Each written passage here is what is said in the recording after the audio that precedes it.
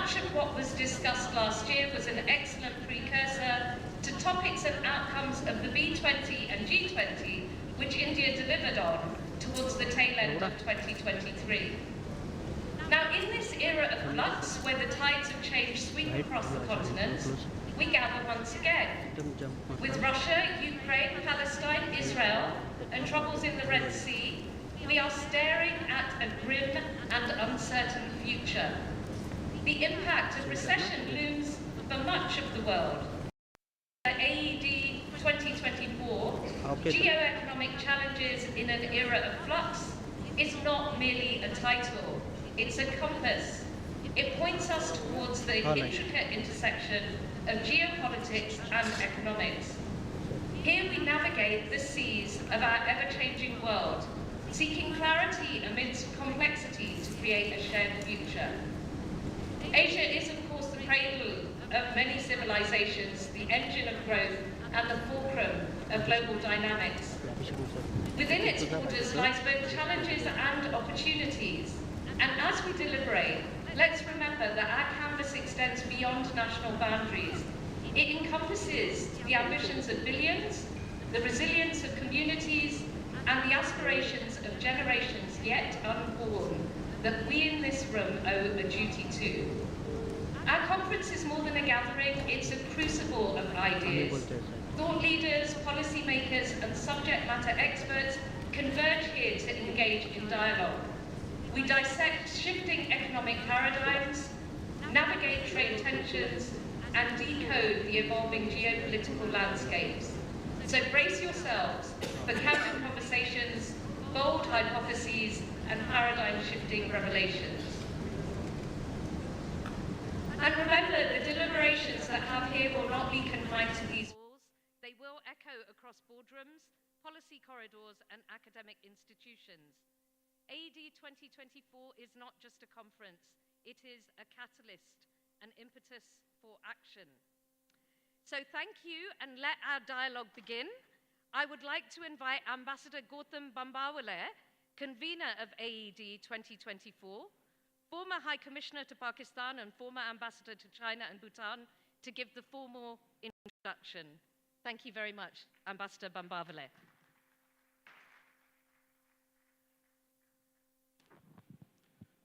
Thank you, Vandana.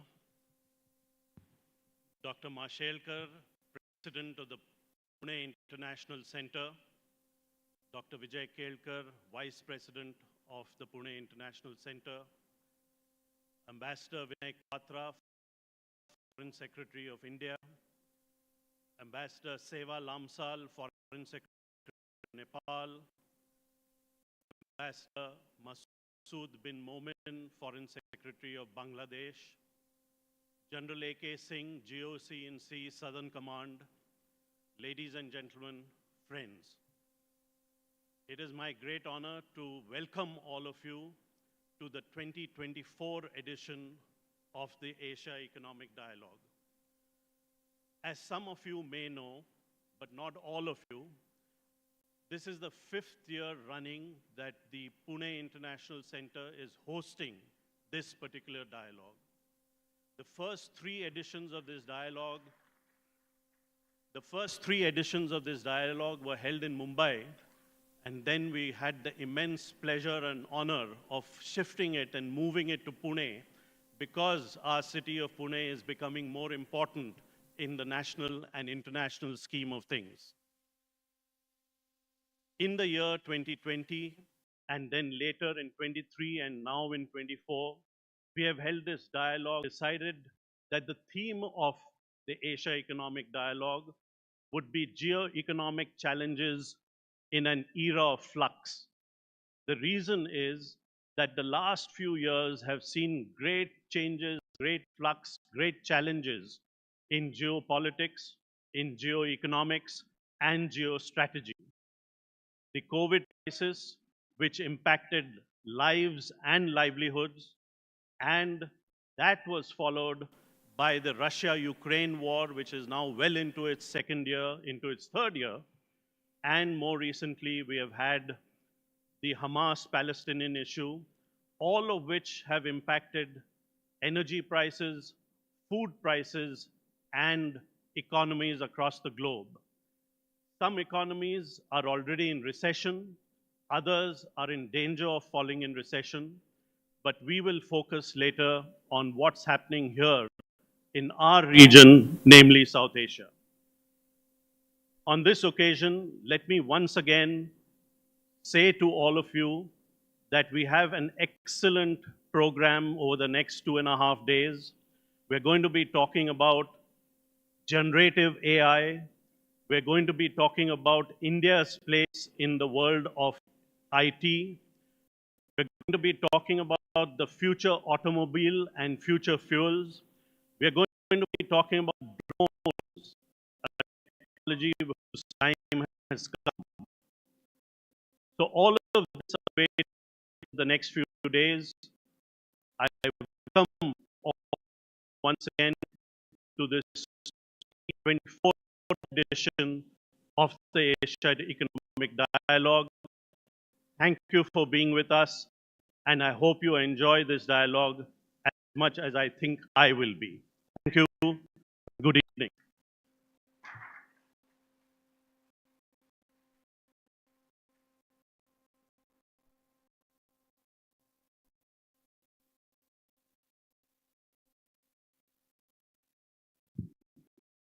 Thank you so much, Ambassador Bale.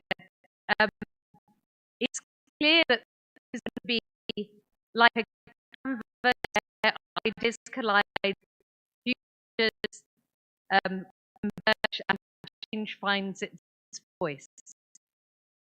Okay, now I would like to invite onto the stage Dr. Raghunath Mashalkar, President of Pune International Center, to give his opening remarks. Please give him a round of applause.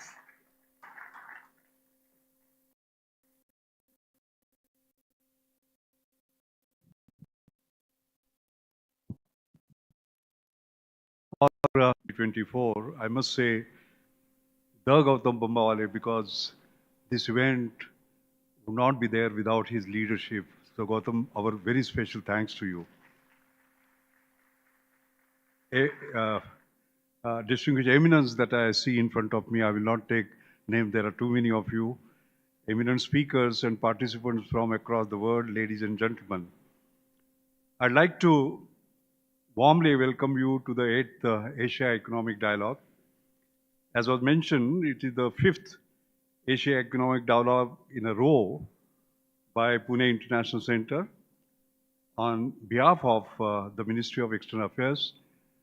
At the very outset, I'd like to say how grateful we are to our Honorable Minister of External Affairs, Dr. Jaishankar, for his continued support, continued guidance, continued inspiration. I also acknowledge our new partnership with ORF, India's globally recognized leading think tank, with whom we are partnering in many of our key programs now. Just a few words about PIC. In a journey of over a decade, PIC has become India's leading action-oriented public policy research think tank. It has very strong research verticals in the areas of national security, energy, environment and climate change, economic reforms, and urbanization, and science and technology, and the national innovation ecosystem. We also have strong programs on social innovation, where we mentor and support social innovators from across the country.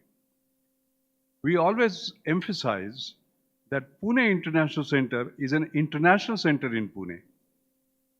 Our housing the international GEO-ECONOMIC conferences in the form of flagship annual conference is just one of the many manifestations of PIC's global outreach programs. After battling for 2 years of the COVID-19 pandemic, which was an unprecedented crisis in itself, there was unfortunately no respite. The world was immediately thrown into one crisis after another, with regional conflicts in Europe, in Asia, in Africa, in West Asia. and the impact of economic slowdown in many countries and the challenges of new technologies. VUCA, volatility, uncertainty, complexity, and ambiguity, seems to be the new normal as though. Our theme of AED 2024 this year is therefore geo-economic challenges in the new era of flux or era of flux. This era of flux arises due to several challenges, as we know. First, the rapid pace of technological advancement presents challenges in disrupting traditional industries and labor markets, leading to job displacement and skill gaps. Second, the escalating impacts of climate change, such as extreme weather events and rising sea levels, pose significant economic challenges in terms of adaptation costs, resource scarcity, infrastructure resilience, affecting industries ranging from agriculture to tourism all the way. Third, the income inequality within and between countries exasperates social tensions and hampers economic growth by limiting access to education, to healthcare, and opportunities for upward mobility, creating barriers to sustainable development. Fourth, trade tensions, protectionist policies, and geopolitical instability disrupt global supply chains, impede cross-border investment, and create uncertainty for businesses, leading to market volatility and hindering economic integration and growth.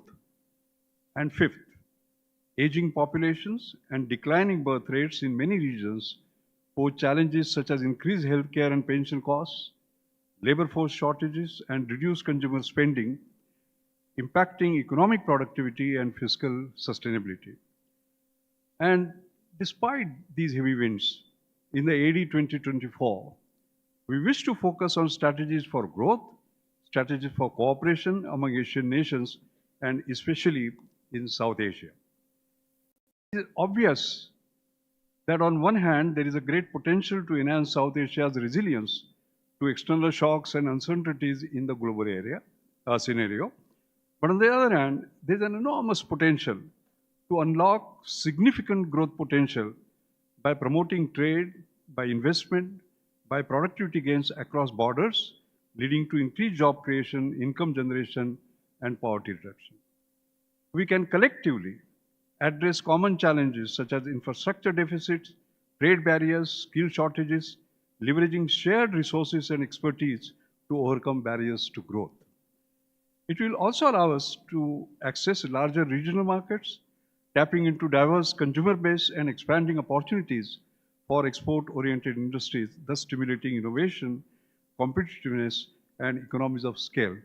By the way, I'm a scientist. I do science, technology, and innovation, so must talk about innovation. I remember that in 2010, for World Bank, I had authored a report on building innovation ecosystem in South Asia. I went through it this morning again, and I found that many of the things were said at that time are still valid. Maybe we need to revisit it. But in any case, integration, inclusion, innovation, and investment are the four pillars on which we can make our inspiring dream of 21st century as Asia's century happen. This year, we have a total of 46 speakers from 11 nations as participating in this conference in total 12 exciting sessions. You will see exciting sessions like impact of generative AI on organizations and society in one such. In fact, we can't do any meeting nowadays without talking about AI and generative AI, and we have the best of the minds talk about it.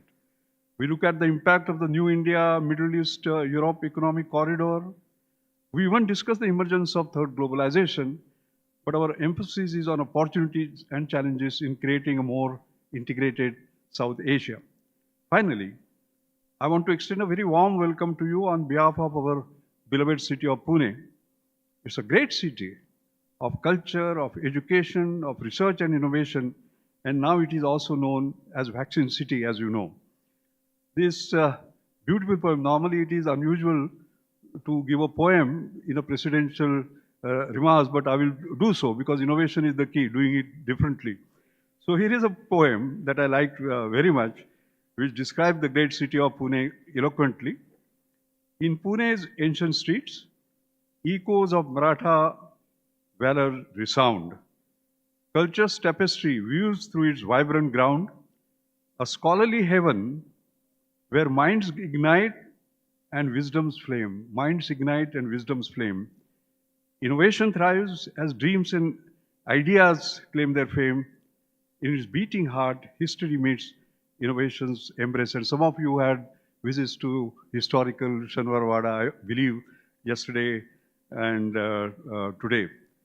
And Pune, at the end, is a city where the past and future interface. I might like to add a word because we talk about innovation. Yesterday, our Honorable Prime Minister, we had a historical event. It was, of course, National Science Day. As you know, the climate crisis is leading us to green hydrogen, new hydrogen economy, and India's very first indigenous fuel cell technology, where Pune participated, KPIT Technology, as an industrial partner, National Chemical Laboratory. They partnered to create a new breakthrough technology, which is ahead of the curve as far as the world is concerned. And also, everything, every single component is indigenous. That was launched by our Honorable Prime Minister yesterday. You must have seen the news. That makes us very, very proud indeed. I hope our foreign as well as outstation delegates will be able to savor the charm and beauty of our lovely Pune. Finally, looking at the extent of participation, the quality of participants, and that of the deliberations, and finally the impact of AED so far, some of our well-wishers have been saying that AED is clearly emerging as Davos of Asia. It's good to hear that, but I know we are not there as yet. But on behalf of our family of PIC, I want to assure the nation that we at PIC will do everything to live up to not only the expectation, but even go beyond to create a Davos Plus in years to come. And the good news to end, we have been holding these AED conferences in a good hotel like this and good premises like this. But next year, I want to extend in advance an invitation to you, February 2025, when we hold AED 2025. I'm very happy to say that our new magnificent campus is coming up and it will be ready to welcome you. It is not too far from here, and it's going to be in the midst of an intellectual hub surrounding 12 great institutions of education, research, innovation, and enterprise. Again, a very, very warm welcome to you all. Thank you very much.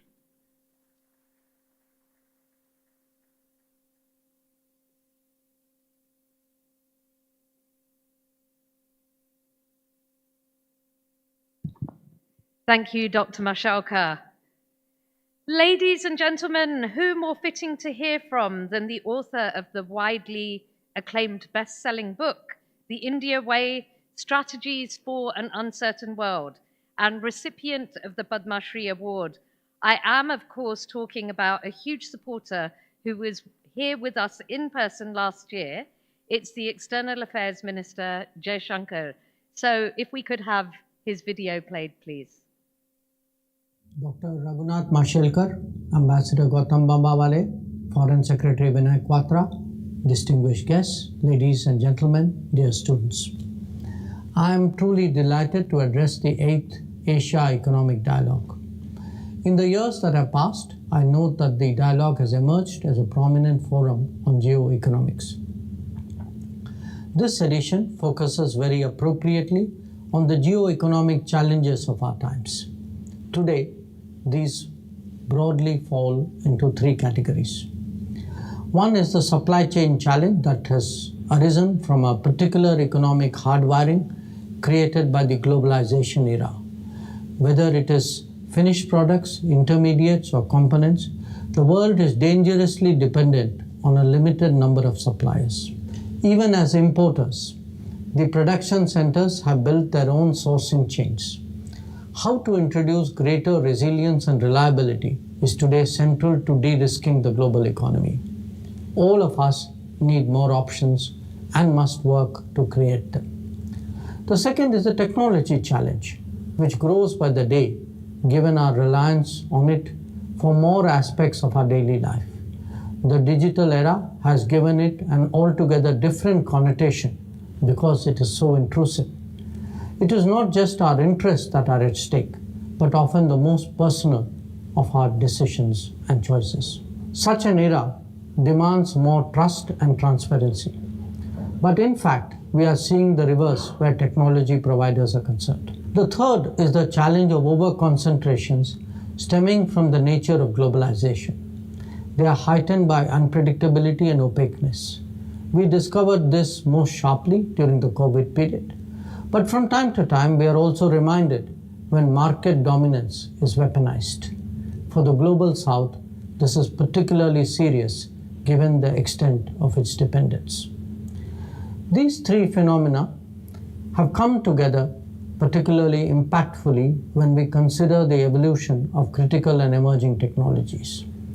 And we all know that this is indeed the era of AI, of EVs, chips, green and clean technologies. What we are confronting is no longer a matter of comparative economic advantage, if it ever was. We are actually talking about the future of the global order.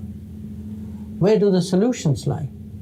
There are no easy answers, nor indeed a limited number of them. To create a more safe, secure and cooperative world, we clearly need greater international cooperation. Only that can serve to mitigate unilateral demands, economic domination or technology assertions.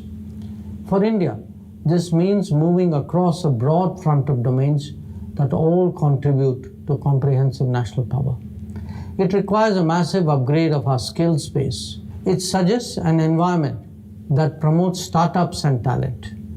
It will benefit from easier to do business and a modern infrastructure. But most of all, it demands robust manufacturing that alone can provide the foundation for technology development. As the most populous country that will be the third largest economy very soon, our goals and ambitions cannot be determined by the goodwill of others. We must build deep national strengths during the Amrit Kaal that will drive the transition towards becoming a developed economy and a leading power.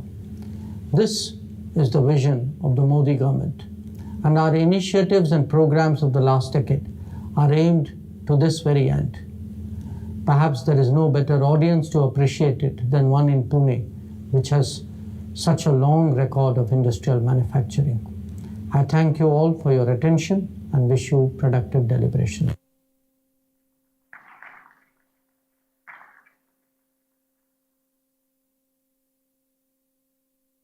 I think the Minister has set the benchmark for all of our speakers and for all of you to help India develop in the way he suggested.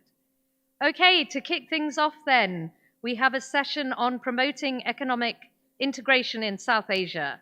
And I'm delighted to welcome Ambassador Gautam Bambawale, the convener of AED. Could I invite you to the stage, please?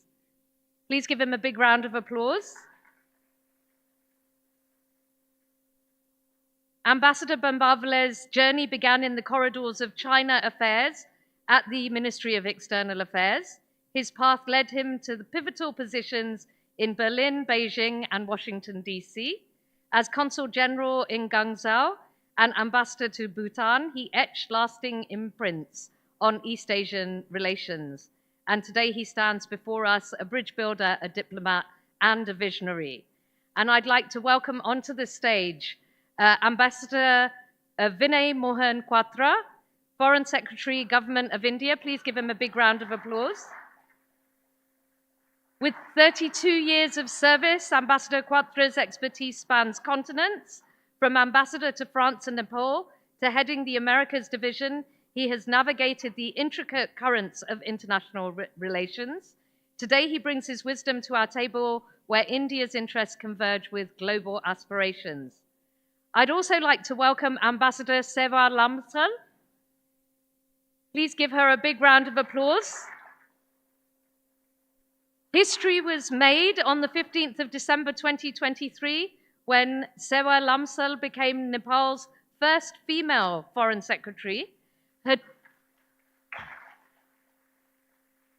Her two-decade-long journey from ambassador to Pakistan to deputy permanent representative to the UN speaks of resilience, leadership, and a commitment to diplomacy. She stands as a beacon for all aspiring diplomats. Ambassador, welcome. And finally, Ambassador Masood bin Momen, Foreign Secretary, Bangladesh.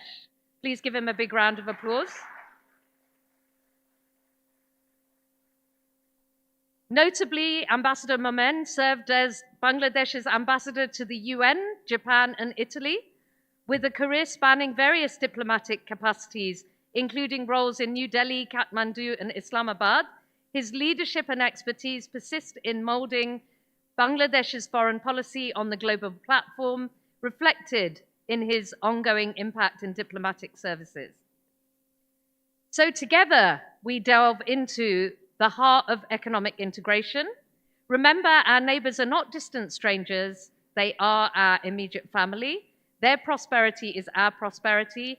And let this session ignite ideas, forge connections, and set the stage for a more integrated, resilient South Asia. Ambassador Gautam, over to you. Thank you. Thank you so much, Vandana. And thank you to the three dignitaries on stage. Let's have another round of applause for the three foreign secretaries of India, Nepal, and Bangladesh. Ambassador Quatra, perhaps I should start with you.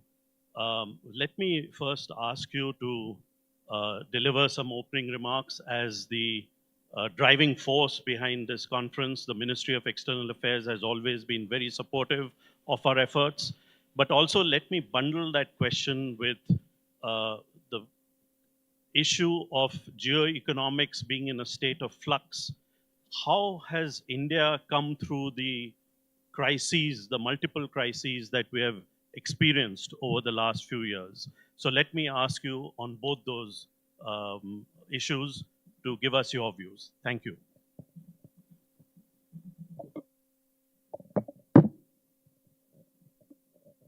Thank you very much.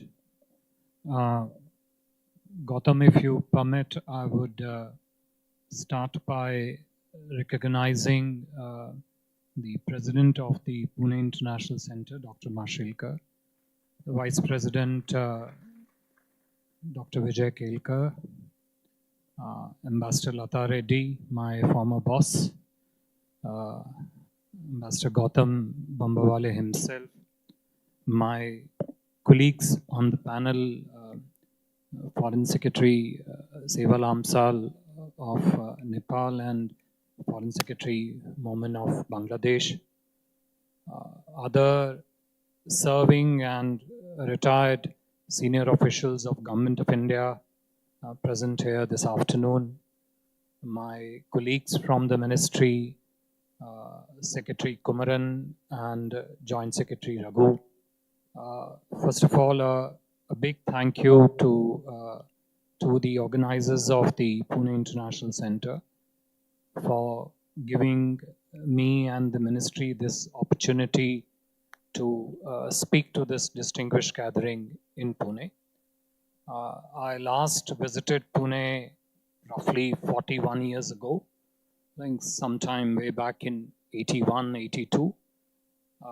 I have aged, city has modernized, so I really can't position the places that I saw 41 years ago very clearly. But this morning had an opportunity to go around the town, and it was a wonderful, receptive city that I experienced.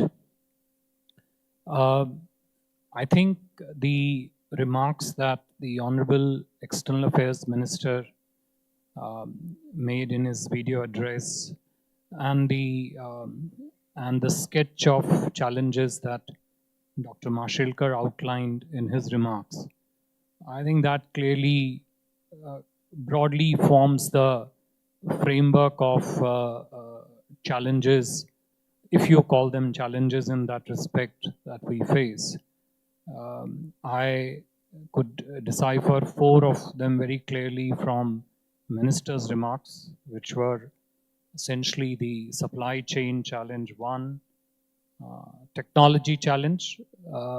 I would also, of course, like to see the opportunities on the side of technology also. I see that in the program you're talking about generative intelligence tomorrow, which is a very fascinating field of opportunities which are there. Overcrowding, overconcentration of supply chains, the third. Market dominance, whether it is of products, services, or technology, fourth. And the challenges that Dr. Mashilkar listed: job disruptions, global mobility disruption, I would rather call it, the climate change and the associated challenges, income inequalities, trade tensions, cross-border investment-related issues, and the aging population. Somewhere along this list, if you allow, I would also mention the one which we all experienced, which was the once-in-century pandemic. The kind of economic contraction that the COVID pandemic caused globally, the kind of deceleration in the economic growth that it caused, the demand destruction of imported products that it caused, presented a kind of, as I said, once in a century kind of challenge, and a challenge from which several economies of the world are yet to fully recover. Speaking of it in our own context, we are all aware of the human tragedy and the human cost and the economic cost that we faced because of COVID in the country, but also the resilience of the country to bounce back after that pandemic and recover the way in which we have recovered. When we talk of geoeconomics and the global flux, essentially, yes, there is a framework of reference of challenges from which we can look at, especially if you look at conflicts, whether it is the ongoing Russia-Ukraine conflict or the conflict in Gaza and the associated disruptions caused by that, whether it is food, fuel, fertilizer, supply chain insecurities, cost of crude, cost of energy, in some cases cost of capital going up. Yes, that is definitely one frame of reference in which we can look at, and we have to, because there is a strong mitigation angle required there by each country. But I think geoeconomics in many ways, especially in a state of flux, also presents a certain set of opportunities for, especially for countries like India. And I will take a tangent and draw it to the point which the minister mentioned, that when globally the countries are looking for one country risk diversification from particular geographies where the supply chains are concentrated, where the market access is leveraged or weaponized, where whether it is brownfield or it is greenfield, capital is looking for reliable destinations which can offer them strong returns on the equity. If you triangulate those variables, you will find that this translates into and has been benefited by immensely to the Indian economy and for India. So while I can draw a comparative matrix going back to 2014, but if you were to look at simply the post-COVID economic growth patterns, I wouldn't say even year by even if you look at quarter by quarter that we have registered, they tell a story in themselves, those numbers.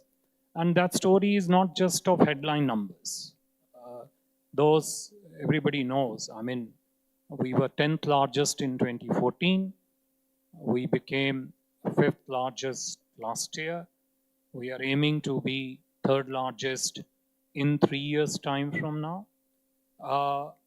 And if all goes well, the current 3.7 trillion GDP of India could well be 7.3 trillion by the end of 2030. So if you look at those headline numbers, and particularly if you combine them with two very important other matrices which are crucial to keep in mind when it comes to economic growth stories. One, a fairly strong control over inflation. The average yearly inflation figure, roughly around, don't hold me to these statistics, but roughly around 5% for last 10 years. The years preceding that were hovering between 8 to 9%. The second number which is important to keep in mind is in terms of how the world looks at us and how that perception and assessment of India translates into actual evidence. And the strongest evidence of that is the FDI inflows into the Indian economy. I won't even talk of portfolio flows because that's a different kind of capital. But FDI flows which from 2014 till now have been roughly to the tune of close to $600 billion. And the beauty of it is that a large chunk and substantial chunk of it has actually come post-COVID. So it tells you how it's a manifestation of how world assesses India in terms of opportunity, not just opportunity arising out of political and policy stability, but also opportunity which for them is a sheer economic and business opportunity. And policy and political stability flows directly out of that. I would also mention one more thing, which is beyond the headline numbers, that if one was to analyze India's economic growth story of last 10 years, I think one should look at the very comprehensive nature of the drivers of these growth and the end objectives that we have so far been able to achieve, and look forward to kind of building on them going forward. So if you were to look at the entire space of infrastructure, you can take each piece of infrastructure and spend a full day of discussing various elements of it. But just look at the airports, the railway sector, the roads, and the port infrastructure. You're all aware of the numbers, but we are expecting from roughly 70 odd airports pre-2014 to already at 142 airports and maybe 70 more in pipeline. So looking at that. Second crucial part of which links directly to infrastructure is the logistics.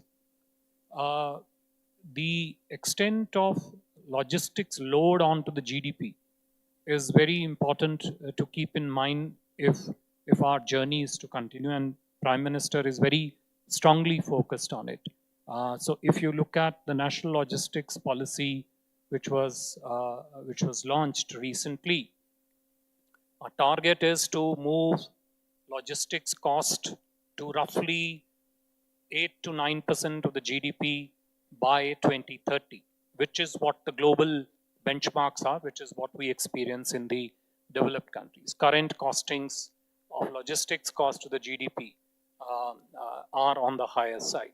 Now, the extent of economic gain, the efficiency gain that unleashes within the economy, and not just in our own national economy, but across the entire region, because of the logistical chains that are there throughout the region is something to be kept in mind. 3, the digital intensity of economic growth. So the digital public infrastructure, it is very easy to kind of take it as something which comes to you, delivered in a package, and as a user case, we benefit from it. But there is a very strong visionary element of digital public infrastructure that is behind this in terms of Prime Minister's vision. And that is what is making it pretty much an ubiquitous thing in terms of whichever sector of economy you look at it. Combine this with one more element, which is a strong external element for us to focus on, which is how the world looks at the leadership of the country, the politics of the country, the policy stability of the country, and its orientation. I think the world clearly sees in our Prime Minister a very strong leader, a leader committed to national growth, a leader also, as the Master of Ceremony just mentioned, looks at the regional prosperity inherently linked to the national economic growth. And I think world not just sees it for what the leader is, but also assesses that through the policies that are announced and policies that we see, whether it is in our neighborhood, and we can come to that and speak about that in detail in terms of neighborhood first policy, or it is in terms of what we are doing within the country, which has very strong externalities of benefit for the foreign participants. I think all this comes together in a package that is that presents a picture of strength, picture of hope and optimism, picture of evidence-based growth story, which is for the national good, but also a story in which the international community, particularly the international business community, sees a very, very strong benefit in this. I think, let me stop here for now and come back to you later. Thank you. Thank you very much, Ambassador Quatra. I'd like to turn to you now, Ambassador Lamsal, and ask you a similar question, which is, how is the Nepalese economy doing? But before you come to that, let me ask you, is this your first visit to Pune? You've been around the city in this morning. What are your impressions? What impressions will you take back with you to Kathmandu? And then tell us about how the Nepalese economy is doing.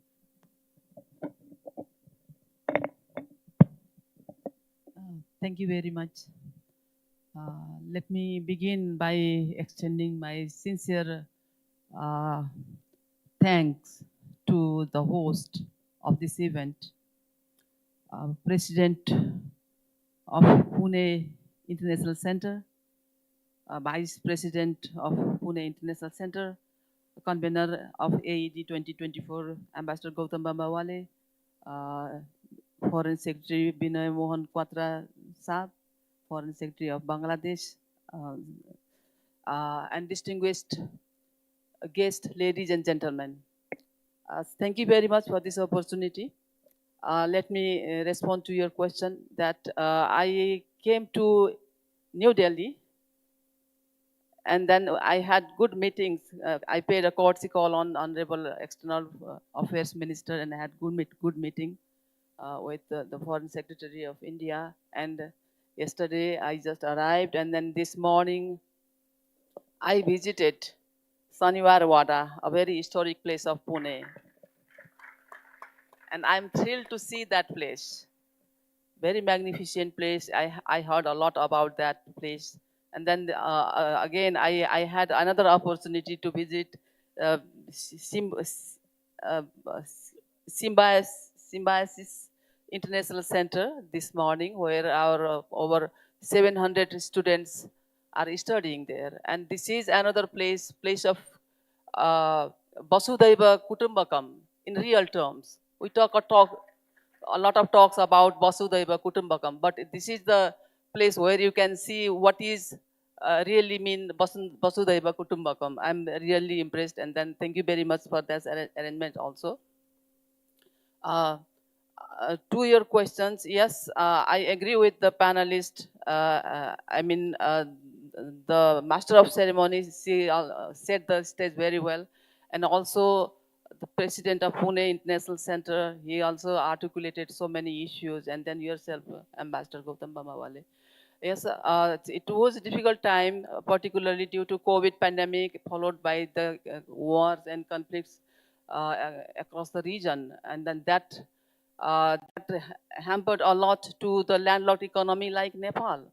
So I just want to give a brief overview of what we were doing before pre-COVID situation. So our economic growth and everything, other economic indicators was at a very good situation. But after that, it took a while to recover. It went down, the economy went down, and the growth rates, sluggish growth rate we had to face. And then now, the 2024, IMF has projected that there will be 5% growth. And the government has estimated that there will be 5 to 6% growth. That means our economy is getting momentum. That is due to the reform policies of the government of Nepal. So that are focused on policy reforms, procedural reforms, and many other areas where we have to look into. And then we have applied stringent monetary policy that also helped a lot to shape and to bring the economy to this stage. The other important factors that contributed to our economy is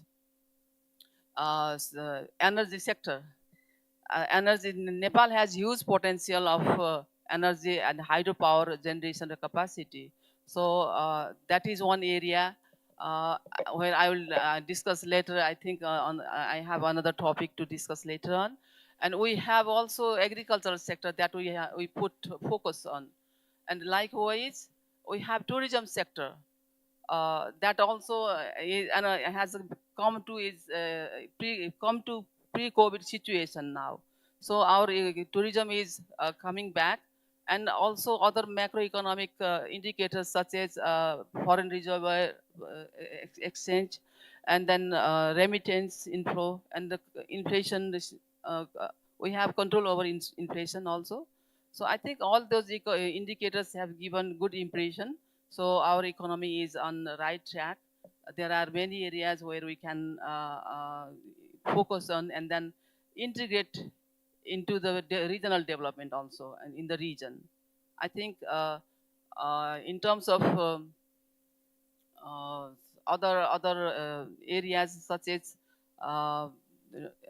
migrant workers, and that is also another part that is also contributing a lot to our economy. So I think those are the basic macroeconomic indicators which have shown good and positive results, positive indication to our economy, and that gives us a good boost to move forward. Thank you. Thank you very much, Ambassador Lamsal. Perhaps I should turn to Ambassador Masood bin Momen of Bangladesh. Sir, I'd like to, of course, give you the opportunity to also fill us in and talk to us a little bit about how the Bangladesh economy is doing. But also let me dive into this whole issue of South Asian economic integration. South Asia is looked upon as one of the least integrated regions of the world as compared to the European Union, or compared to the Association of Southeast Asian Nations, or compared to the North America Free Trade Agreement area, which is Canada, the United States, and Mexico. Intra-regional trade in South Asia is a mere 5% of total trade, and intra-regional investment is a mere 1% of total investment. So if I could request you to also talk to us a little bit about the Bangladesh economy, how it's doing, and what should we be doing to increase trade and investment amongst ourselves within the region. Ambassador Momin, please. Thank you, Ambassador Gautam, convener of this Asia-Pacific dialogue, and also the President and the Vice President of PIC in presence, and dignitaries, and also my fellow panelists, Foreign Secretary of India and Nepal. First of all, I'd like to thank PIC for inviting me in this important forum which is being held regularly now. And why not Davos in Pune? Uh, as you have rightly mentioned, the intra-regional trade in South Asia is one of the lowest, perhaps slightly over 5%, maybe 5.8%, whereas the EU is 27% and ASEAN is 15%. Now, there are many reasons we have to look back. If we go back before 1947, the whole area was, of course, seamlessly connected. But now it's a totally different scenario geographically and politically. As far as Bangladesh economy is concerned, as you'll be happy to know that currently it is the 35th largest economy in the world, although the land mass is very small. And we have a population of 170 million with a thriving middle class. And the growth rate that we have been experiencing, apart from the couple of years with COVID, it was more than 7%. Now it is a little bit of over 6%. And we will be the 9th largest consumer market by 2030. So these are quite impressive numbers if you consider our past and our history. And today it is a $480 billion economy. Now, how to navigate in this era of flux?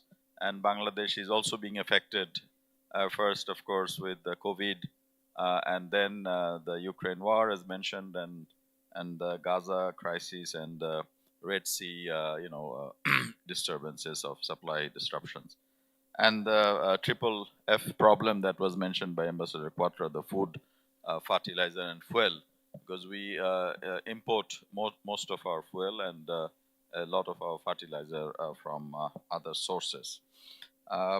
Given these scenario, we have one advantage to our side, and that is we have the advantage of numbers. Whatever big infrastructure projects we have undertaken so far, they're already being paid up. I mean, just give one example. The Padma multi-purpose bridge, which is a 6.5 kilometer long bridge, built entirely with our own resources, $3.6 billion. It was a very bold and courageous decision by Honorable Prime Minister Sheikh Hasina. And it has connected almost 8 of the districts in the south with millions of people living there. And it is said that, of course, it is to be seen and proved that it will add 1% plus to our GDP. That means we were growing at the rate of 6.5 or 7%. So it could be around 7+ percentage points. Now, I often talk about this opportunity that with our Bangladesh population, and of course India has a huge population, and Nepal and Bhutan being landlocked in our region, and 7 states of Northeast India, which are also landlocked. So if we consider this whole region, and then if we can improve the connectivity, not just the physical connectivity in terms of railway networks or road networks, but also the ancillary services, the customs points, the immigration points, and all the border arrangements. If we can have that, plus the people-to-people connectivity, the grid connectivity, and also internet connectivity. So given all these connectivities, if we can put dots and connect the dots, then I was once upon a time a student of economics, so I can easily show that there is potential of adding 2 or 3 percentage points. So it is not a pipe dream that our Prime Minister has been telling, that by 2041, the 70th year of our independence, we can reach a sort of developed country status. It is theoretically possible. Of course, again, first year economics, ceteris paribus, that we don't have no more, COVID-like situation or other external shock. Energy can be another point which can be highlighted. Bangladesh's current production capacity is about 25,000 megawatts. But with to sustain the 7% economic growth, we will be having a lot of demand, and the demand estimates are about 60,000 megawatts by 2041. So obviously, we ourselves will not be able to produce that kind of energy, given the fact we don't have much gas or oil or coal. Therefore, we have to look beyond the geographic limits. One good opportunity is Nepal and Bhutan. Their combined potential capacity is about 70,000 megawatts. So obviously there is enough to go around. Already we are importing some from Tripura and some from Nepal, but with proper transmission lines over India, we can have a win-win situation for all of us. And another point I'd like to just highlight that we are building a number of seaports. One at Matarbari, which is a deep sea port, and Matarbari to the northeastern states, say Tripura, not very far. There is this Feni Moitri Bridge, which was inaugurated jointly by Prime Minister Modi and Prime Minister Sheikh Hasina. So from there, you can easily come to Matarbari, and northeastern state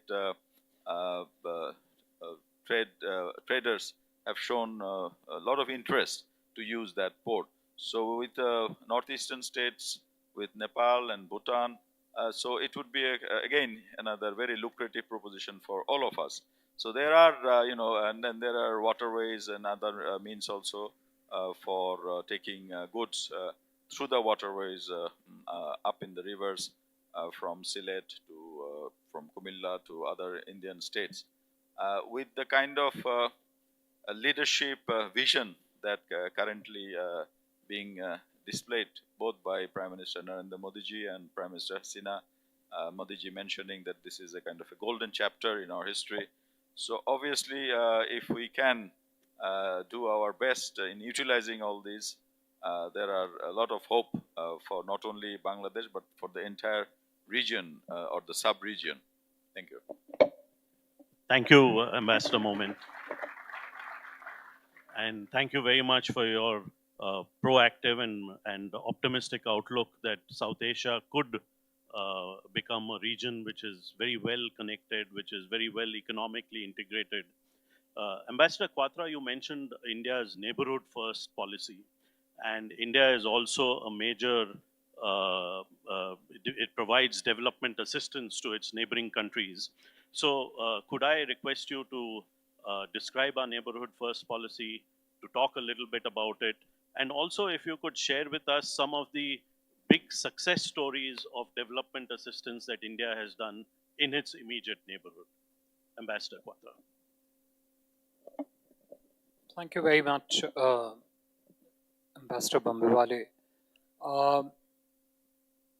Before I come to that, let me go to the opening point that you made with regard to the extent of intra-regional trade, 5%, or and that too in a comparative frame of reference vis-a-vis ASEAN and Europe.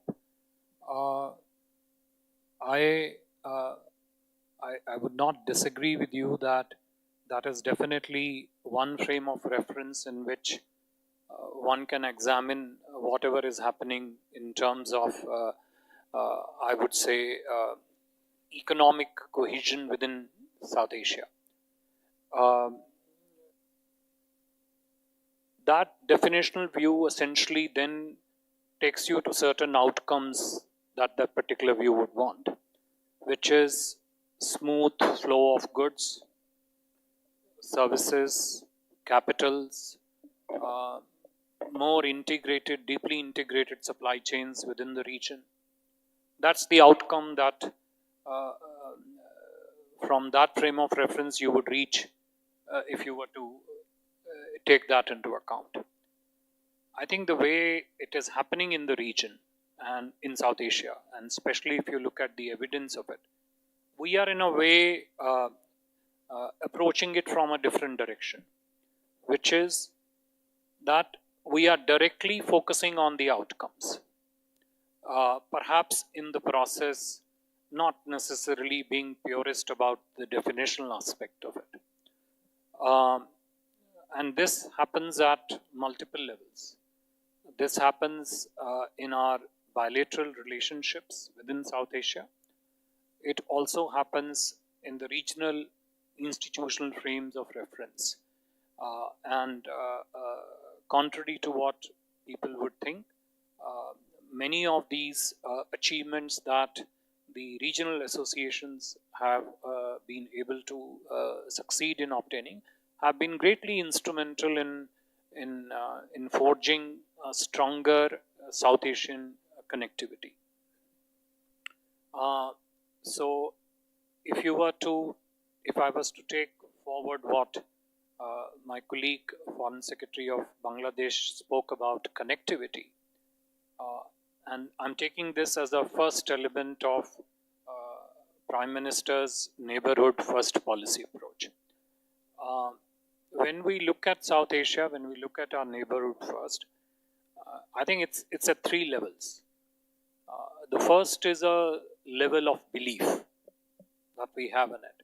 And the key anchor there is the people centricity of whatever we do. Second is at the policy level. We come to then neighborhood first policy. And third is the implementation, that how this belief through policy then gets implemented across various domains. And one of the domains which Foreign Secretary Momin referred to is the connectivity domain.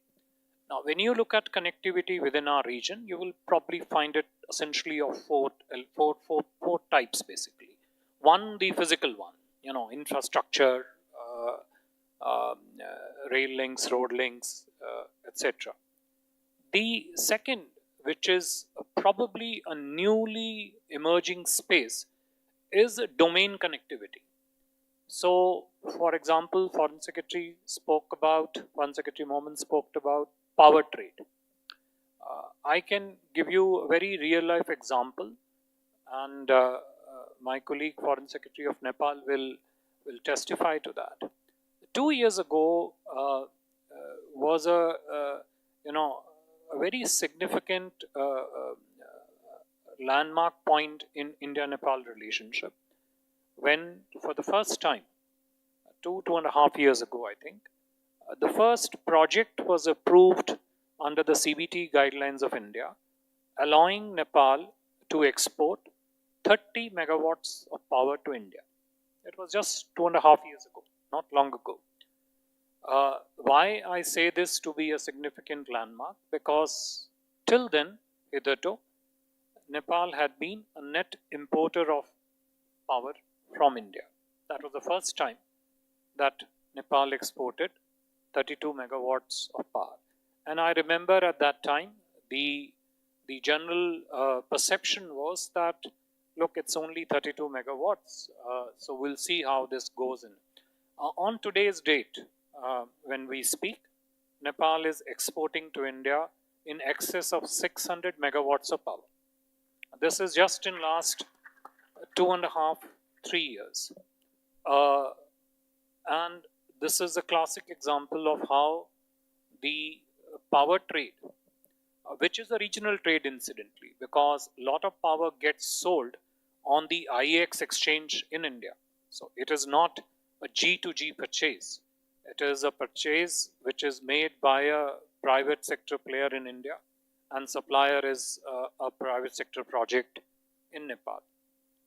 We similarly have gone through an experimental phase wherein I think we are looking at a pilot phase of power being exported from Nepal to Bangladesh through the Indian grid. Precisely the example that Foreign Secretary Momin spoke about. And I think there's a crucial piece which is missing in this, which is important for us to fill that gap, which is the transmission line network. So between India and Nepal, for example, we have a fairly extensive high voltage transmission network which allows power evacuation to take place on both sides. And this is not a function of border restrictions, tariff problems, etc. If we were to build similar evacuation infrastructure facilities between India and Bangladesh, you will suddenly find that not just power trade between India and Bangladesh would increase, power trade in our entire region would, jump exponentially, I would say. We are all aware that we are also looking to build grid capacities between India and Sri Lanka, not just of power, but also of the product pipelines, and if all goes well, even the land bridge border connectivity. So connectivity, is of domains also. A newly emerging field is financial connectivity, and the market spaces in the region being linked through e-commerce. So for example, I think there is currently an arrangement between two private sector players between India and Nepal, where the products of each other e-commerce websites can be sold on the other website. And since the supply chains, at least on the land border countries between India, Nepal, and India, Bangladesh, are reasonably well connected, the cost of logistics is not an issue. The third thing is more in the services space, which is happening, is in the fintech interoperability. Whether it is through the rupee-based trading platforms, which is yet to take off in a major way, but on a pilot basis, yes, but also the financial payment platforms, the way they speak to each other. So there is there are new emerging spaces. The Startup Connect, there is a fair bit of robust connectivity between the startup ecosystem in the countries of South Asia and India, and it is mutually reinforcing. It's not, a government is only an enabler. It's all done and led by the private sector. I mentioned people. People are central to this connectivity, and our effort is that there should be not just seamless movement of goods, capital, technology, services within South Asia, but of course, the people first and foremost. There is a last element of connectivity which I should point out, which Foreign Secretary Momen hinted to in terms of what's going on in Bangladesh, which is connectivity enhancement and building within the country as it links to the region. So India's massive thrust on building connectivity with northeast of India, that automatically then gives a different paradigm jump to the way we connect to in terms of our Act East initiative and approaches. The rails network is another one. We are trying to go back to roughly pre-independence 6 rail line network between India and Bangladesh, 2 railway line networks between India and Nepal. We are working on 2 with Bhutan also. We are also looking at increasingly a space of connectivity which refers to regulatory convergence in terms of the trade systems. In case of at least Nepal and Bangladesh, the petroleum product pipelines, which have enormously brought in economic efficiency gains when it comes to trade in petroleum and petroleum products. So the result is all of this has reduced itself into specifics, which is what the outcome of a definitional framework is, which is that the regional supply chains within South Asia are now better connected in terms of the trade flows, the capital flows, and the market linkages. There is ease of mobility. I won't say quantum of mobility, I'll say ease of mobility of goods, services, and capital. Creation of economic gains, it is quite sort of natural in this. You talked about the development partnership template that we have. It is a very essential and a crucial element of India's neighborhood first policy. So roughly 50% of our lines of credit and pretty much 80% of our grant expenditure which goes out is dedicated as part of neighborhood first policy. I would expand this to the maritime domain of neighborhood first, and probably include Mauritius also in this segment. I referred to ICPs in the beginning. I think this is again um, something which must be flagged. We currently have 7 ICPs that are in place working. We are constructing 2 more, and there are 13 more in pipeline. ICPs are integrated checkposts. Integrated checkpost. And I'll give you one example. In 2014, if you look at India's trade figures with Bangladesh, India's trade figure with Nepal, I think India's trade figure with Nepal was roughly around $4 to $5 billion, and I think with Bangladesh it was 6 to 7. The numbers are now tripled pretty much in the last 10 years. And a lot of this is because of these integrated checkposts, which bring in trade efficiency gains, the quantum of trade increases, new market for products get created where there was none initially. And I will take this and then take you to what's happening institutionally. Many people forget that the SAFTA agreement, South Asian Free Trade Agreement, and the SATIS, what we call South Asian Trade of Agreement in Services, which was more based on the GATS platform, was one of the first institutional arrangements within South Asia that allowed for tariff-free movement pretty much on agreed tariff lines within the region. Of course, in case of India, Nepal, India, Bhutan, it didn't apply because India-Bhutan Treaty and India-Nepal Treaty were SAFTA plus or SATIS plus in that nature. But there are institutional mechanisms in place, and now more of them, BIMSTEC, BBIN, which essentially, lead to those objectives which one would want to see in a more integrated, cohesive, a connected region. So terminologically, I will say a more connected South Asia. So connected region, connecting people. That's the central thing behind neighborhood first, and linking, of course, prosperity of each other into a regional prosperity context. Thank you so much, Ambassador Quatra. So my takeaway is that things are looking very, very positive. The groundwork and the infrastructure is being laid for a more integrated, economically integrated South Asia. And even where trade and investment is concerned, we'll see this moving up very soon. Ambassador Lamsal, you mentioned energy cooperation between India and Nepal. Ambassador Quatra also spoke about this, and with Bangladesh also.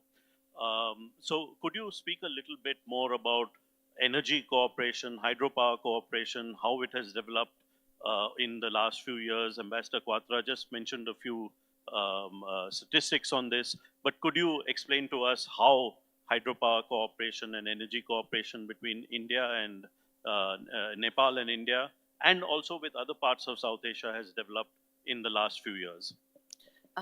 Thank you very much. I would also like to speak something about connectivity. Of course, our region is a region of hope, region of happening things. So it gives a lot of attention to a lot of people for so many regions. So we have huge potential. So you have potential of hydropower, potential of water resources, potential of agriculture, potential of human resources. We have active and then young youth population, young population. That is another asset we have that we are yet to capitalize, I think. And then we have also we have tried to get connected in the region, but in my view, I think the whole of connectivity is yet to harness. That means connectivity by road, by air, by rail. I mean infrastructure, by trade, and so on. Because we have to see whole of the connectivity, and that's how we will be fully connected, and we can share our prosperity between us. I think this region, no need to say that we are less integrated, but I think this is the right time when we have to also reflect on why we are less connected. So that why is very important in my view. So let's also reflect on that part and then just move forward collectively for our collective prosperity. Definitely, Nepal treasures huge potential of hydropower and water resources. We have started. Actually, the last Prime Minister, our Right Honorable Prime Minister visit actually gave the policy space, and by which we could able to sign MOU in January last month. That is about power long-term power trade agreement of 10,000 megawatt within 10 years time. That is huge foundation in our relationship. So, but uh, the point is timely implementation. The agreement is very important. Likewise, we have also inked to export 40 megawatt electricity to Bangladesh. We are working on that. That is another big step that we have taken recently, and that is, I think, a sustainable way of integration. When we talk about integration, that is also very important, because we have to look into our trade deficit, our people's I mean to say connectivity in regards to people's mobility. So our region also treasures cultural heritages. We have colors, we have peoples, we have culture, we have shared values, shared beliefs, and then a shared festival. We have a strong soft power. So we can also connect through those soft powers, and also uh, other areas. For example, uh, financial integration, complete financial integration, and also we have policy space. We have so many policies that we are yet to give shape, and then through that can get benefit of it. So we have to believe in collective prosperity. So I think we are in that regard. We are heading towards that direction, but we have to give a little more attention to that part. I think we are doing little by little, but if we really carry the spirit of the whole is greater than the sum of its parts. That means if we integrate whole of our South Asian, our region's potential, that means we'll get better and more. So I think we have to focus on that. And also we have one of the world institutions, regional institutions we have. We also have to utilize those infrastructure, those space, those structures as well. So, for example, SARC, BIMSTEC, and other BBIN. We have also EC mode. There are many other such organizations where we can work together, because if we talk about sustainable development goals, uh, this is the reason where sustainable development, achievement of sustainable goals is very important, so that the poverty alleviation and the goals of goals and targets of sustainable development goals will also be achieved. I think being a landlocked country, we highly value connectivity, connectedness, and connection. So in that regard, we are looking forward to work with our neighbor India and Bangladesh. We have started that engagement, and I think based on that, we'll do more in the future, and we have huge scope on expanding that. I think that is the preliminary remarks that I want to just add on. Thank you. Thank you. Thank you, Ambassador Lamsal. I turn to Ambassador Momin, and you mentioned BBIN, which is Bangladesh, Bhutan, India, Nepal, and connectivity between these four countries. I'd request you to talk a little bit about this idea. I don't think there are many in this room who are aware of it, so I'd like you to speak a little bit about it. But also, I'd like to ask you about BIMSTEC, the Bay of Bengal multi-sectoral economic cooperation project, and if you could help us in understanding both these ideas. Thank you. Ambassador Gautam. I mean, these are not new ideas. BBIN has been in the offing for some time now. Bhutan had some hesitancy, so we decided to move along. And when Bhutan is comfortable, they can always join. So I think Is this purely road connectivity, or it also it's expands to mostly railways? road network. The mutual agreements that are required for recognition of the driving licenses and the physical movement of trucks and other vehicles. So I think next month we'll be having a conference, big conference in Dhaka, to push forward this idea, and hopefully by this year we should be able to see its implementation, at least amongst amongst India, Nepal, and Bangladesh. You mentioned BIMSTEC, but before that, I would just like to say and touch upon the SAFTA and SAFTA Plus that was mentioned by Ambassador Quatra. And the least developed countries amongst the South Asian countries, namely Bhutan, Nepal, and Bangladesh, they benefited a lot because of the exemptions and the facilities that was provided by India, and as a result, as was also mentioned, that now the bilateral trade between India and Bangladesh is 16 billion plus, and growing all the time. Initially, Bangladesh export to India was a little less, but that is also now picking up. So, and for that we are grateful.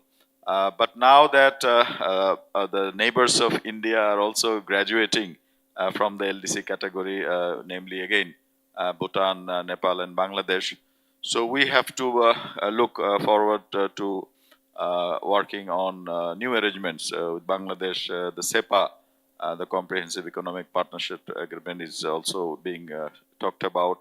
So in the coming months and if not years, we should be able to do this, so that when we officially graduate by 2026, and then some of the support measures will be taken out by European Union and others in 2029. So this transition we have to work double time so that it remains a more smooth operation. As far as BIMSTEC is concerned, we are going to assume the chairmanship of BIMSTEC hopefully in November.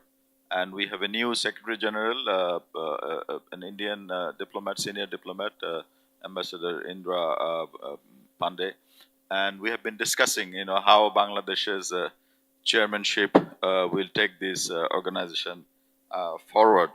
And since we host the secretariat, so we have already started our own brainstorming sessions, and we have from BIMSTEC, there is this eminent persons group. They also held their first meeting in Dhaka. So hopefully they can submit their vision of reform or revitalization of BIMSTEC, which is now, I think, crossing the adolescence. So now we should take advantage of this. So we have some ideas already, like we should be concluding the operationalizing the BIMSTEC FTA, which is there again for some time.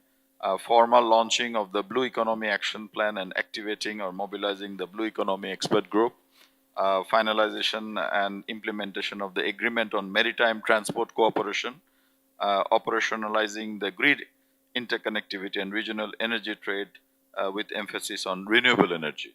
And also, as was mentioned by Ambassador Quatra, the introduction of cross-border digital economy or digital platform networks and gateways. I mean, bilaterally India is doing it, but maybe as a group, BIMSTEC can provide that platform. These are some of the ideas that we will be pushing, and also the idea that India is the lead country for security, energy issues. Bangladesh, trade and investment and development. Nepal, people-to-people contact. So we can form, subgroups or groups who wants to push particular ideas amongst all the other issues. And there are new issues like circular economy mentioned by Ambassador Quatra, solar alliance, disaster resilience, and prevention of pollution, youth-centric programs, and skill development, as was mentioned by my Nepali counterpart. So all these, contours can be fully utilized, hopefully, in the coming years. Last but not the least, I would also like to mention, as taking clue from Ambassador Quatra, that India has been helping its neighbors through the line of credits. A lot of projects have been taken, but we have also seen there are some, delays or constraints or bottlenecks in the disbursement and the implementation.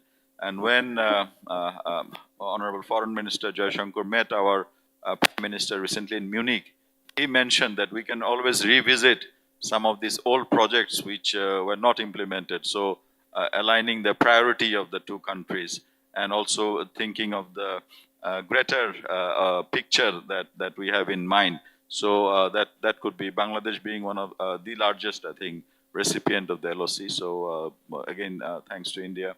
And we have seen how India's policy of neighborhood first works firsthand when Bangladesh was invited in the G20 forum and the framework, and we tried our best to come with our experience of the development trajectory that we have envisaged. So I think we have the right kind of leadership amongst us. So it is up to us, the diplomats, and also the private sector and the business to deliver. Thank you. Thank you very much. Ladies and gentlemen, we have completely run out of time for this session, so I'll bring it to an end. But my main takeaway, and I don't know if all of you agree with me, is that a lot is being done to economically integrate our region, which is South Asia. And thank you very much, Ambassador Quatra, Foreign Secretary of India, Ambassador Lamsal, Foreign Secretary of Nepal, Ambassador Momin, Foreign Secretary of Bangladesh, for coming to Pune. We have a much better understanding of our region thanks to all that you have said. Thank you very much for being with us, and thank you to the audience for listening so patiently. Thank you all.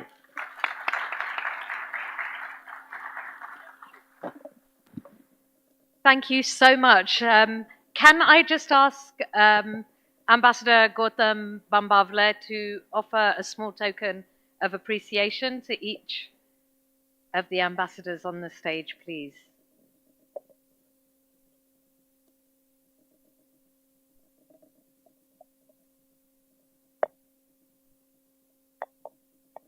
So if I could first ask Ambassador to give a small token to Vinay Mohan Quatra. Oh, sorry, to our lady first, Ambassador Sewa Lamsal.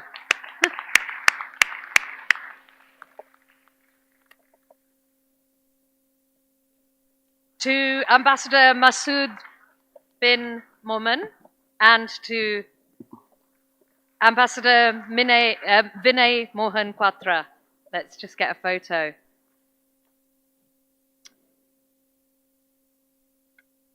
Thank you so much. And to quote something that Ambassador Lamsal said, if this region comes together, the sum of the parts will be much greater than the whole. So look forward to that happening.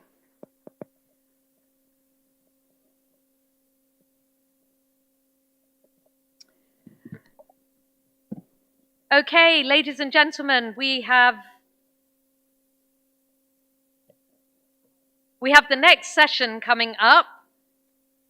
Now, just a few statistics for you on this one.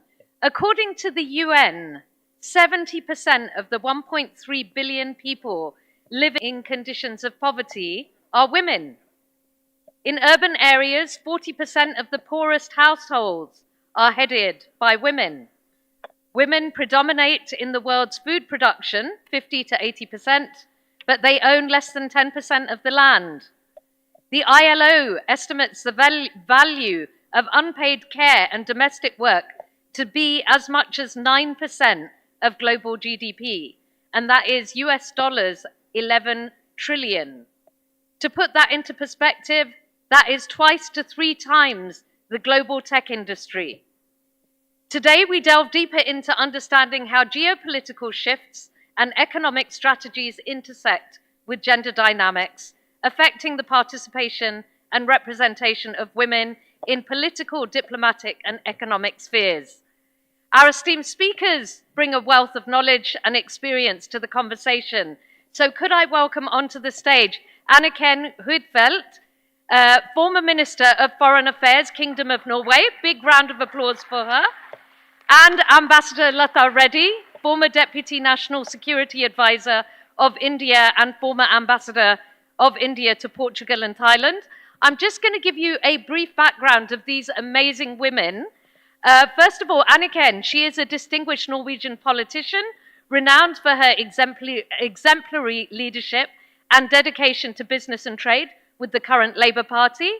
With a tenure as Norway's foreign minister and a background in history, geography, and political science, including degrees from prestigious institutions like the University of Oslo and the London School of Economics, her expertise in international affairs is widely recognized, and she is a complete advocate for gender equality and human rights on the global stage. Please give her a big round of applause.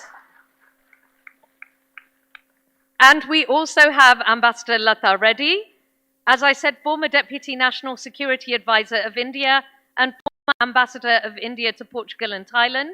She brings extensive diplomatic experience and strategic acumen to our discussion.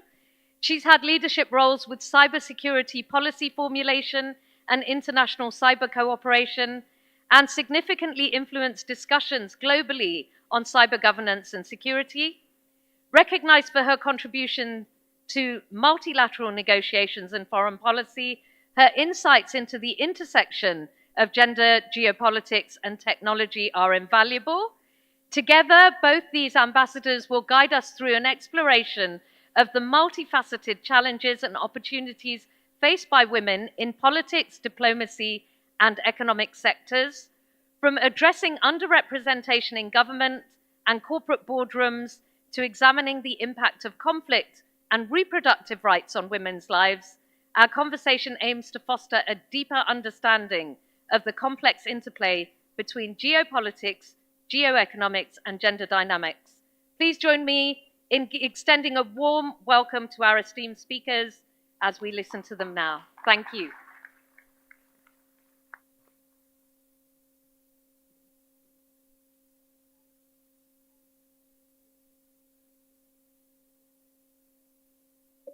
I don't. My works, so you can. Mine work. No, I've got it. Sorry, this is a small technical hitch. But Anniken, I was going to say, since I'm a kind of host, being from India, I would like you to kick off the discussion. And you know, we've talked a lot already between ourselves, so you can expect a very lively discussion. We've tried to cover a lot of topics in what we're trying to tell you about the role of women and why women are not as well represented as they should be in the field of geoeconomics, as indeed they are not in many fields. So Anniken, why don't you kick off the discussion and share some of your thoughts, and then I'll share some of mine. Thank you so much, Lata. And together we have different experiences from different parts of the world. Yes. But we have very, very much in common, I would say. And I think we are both look forward to share that experience with the audience today. I come from Norway, a small country in a northern part of Europe. There is a lot of attention now. I mean, you had this very good discussion on the regional development, but there is increasingly attention on what's happening in India, also in Oslo. When I was a foreign minister last summer, there's a political festival in Norway where all decision makers are taking place. And the Norwegian Ministry of Foreign Affairs last summer hosted an event on the relationship between India and Norway. And there were so many people from businesses represented there. I think, as your excellent foreign minister said in the opening, the focus on vulnerabilities, and also the fact that we should diversify supply chains makes it even more interesting, I think, for Norwegian businesses to invest in the Indian market. And now I hope we can finalize a free trade agreement between Norway and India. We have complementary advantages, I would say. There is a lot of knowledge on technology, especially in energy, in Norway, and in India you have so many skilled people. But the topic today is to talk about gender equality. And I would like to start by saying that Norwegian people and Scandinavian people in general, we are not by nature more gender oriented or gender equality oriented than others. It's rather the opposite, actually. In the 60s, we have a lower proportion of women in work in Norway than in other European countries. So this was a purely, I would say, political decision we took from a pragmatic point of view, because we know that if people are, or women are giving access to the labor market, that will be beneficial for the economic growth. So therefore, we have a more family-friendly work life, I would say. So both genders can take part in the labor force. I very often meet leaders, and they can tell me proudly that I am very gender sensitive. I treat women and men in my workplace equally. Then I will tell, wait, don't applaud me, because that's wrong. Because I think women and men, we are different. This is a very special date for me, 29th of February, because it was 16 years ago. I got the position in the Norwegian government as a cabinet minister, responsible for gender equality and children. Oh, wow. That was 16 years ago, or 4, as you say it. And then I had 3 kids. They were 3, 4, and 6 years old. So you can imagine, it was difficult. And you have to take that into consideration. Because if you're treating men and women equally in their 30s, there will be no gender equality. The burden of giving birth is so important for the society. So we should give women in their 40s and 50s better opportunities so we can reach gender equality. Because we are different, and this is a burden we cannot share. And I actually also believe that we need to encourage women more than men, so they take positions. And I will tell you more about that later on. Okay. Well, if I can start off, I just want to set the context for our discussions a little bit. What is geoeconomics? We're talking about geoeconomics. What is it? To me, it's the use of economic tools to advance geopolitical objectives. Equally, you can use geopolitical strengths of a country to create economic results. So overall, I see it as an interplay of international economics, geopolitics, and strategies for each country to follow. So I just wanted to set that in context. And then I want to talk about women. And what I want to do, Anneke, if you agree, is let's talk about women in different categories, all of which in one way or the other impinge on the question of geoeconomics. One is women in politics and government. How do we influence these decisions which have long-lasting, long-reaching geopolitical and geoeconomic consequences? The second is women in diplomacy. Judging by my own experience, I think we have a unique role to play, particularly since economic diplomacy has become increasingly more important than political diplomacy in many, many areas. Thirdly, I want to talk about women in the economic sectors, especially in corporate sectors, because you know and I know the problems that women are facing in finance, in economy, in boardrooms, the huge untapped potential arising from women. And finally, something that may not seem to be evidently connected, but is connected, which is women as victims of domestic violence. Women where rape is used as a weapon against women, where cultural clashes between what is perceived as traditional behavior and modern behavior can impinge on the rights of women to become legitimate members of the workforce and to move around freely, to engage with society in a free and open manner.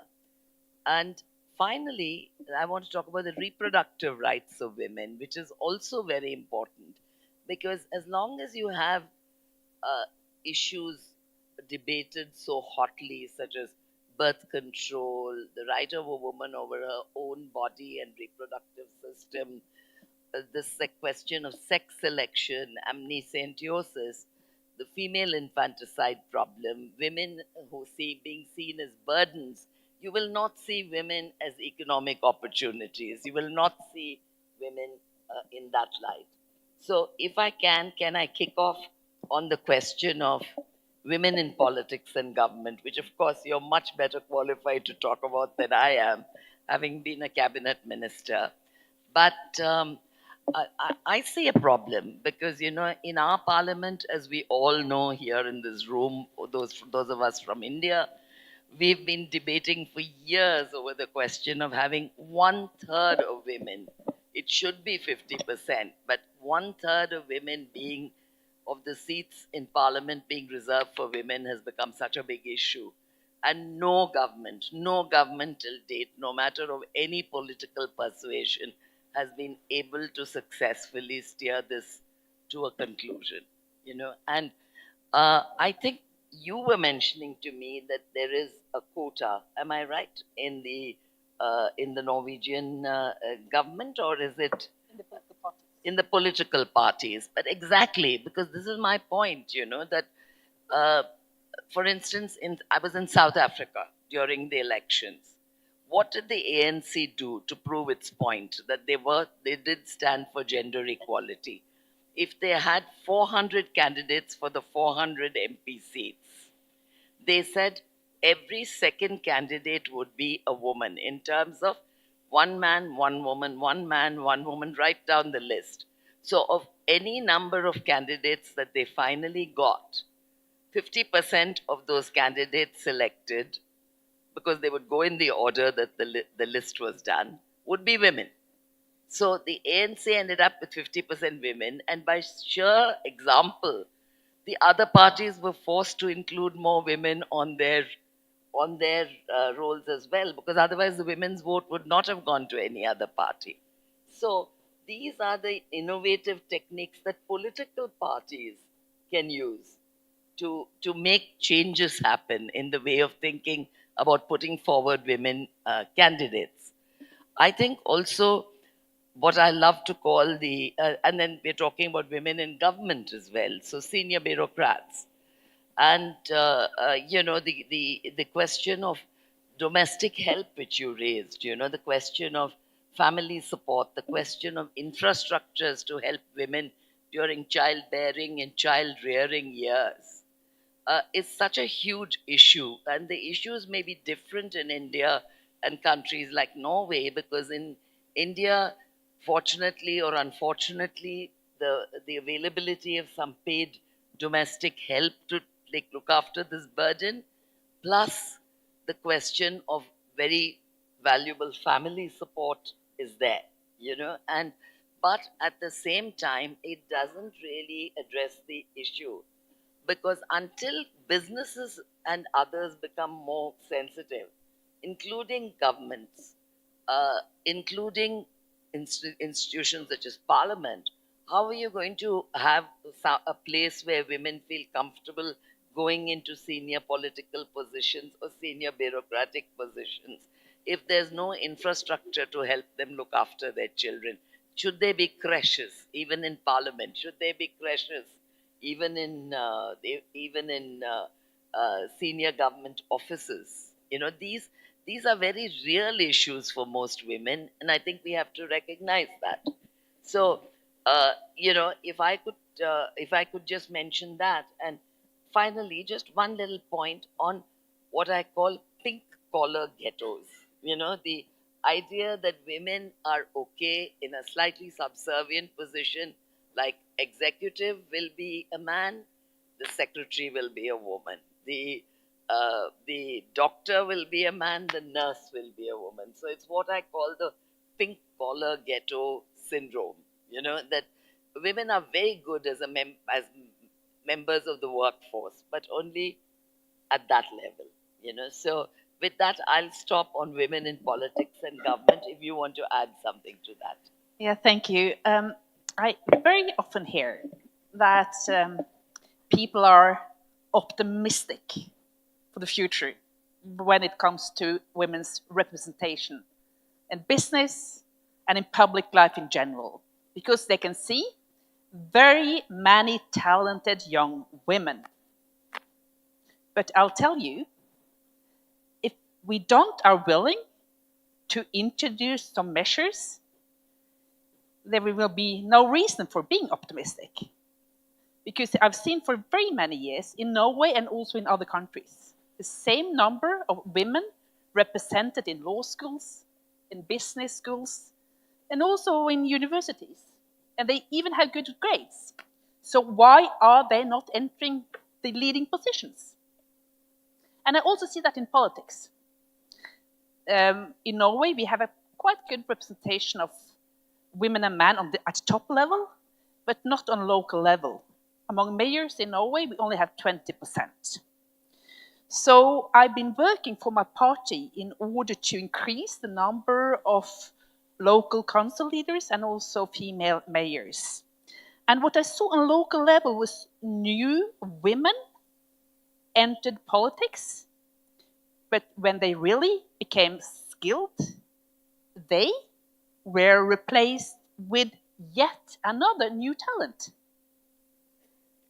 So my experience is that in order to give women power, you must help them when they are ready to take positions. Otherwise, they will be replaced by men who very often renew the team around them rather than giving women access to power positions.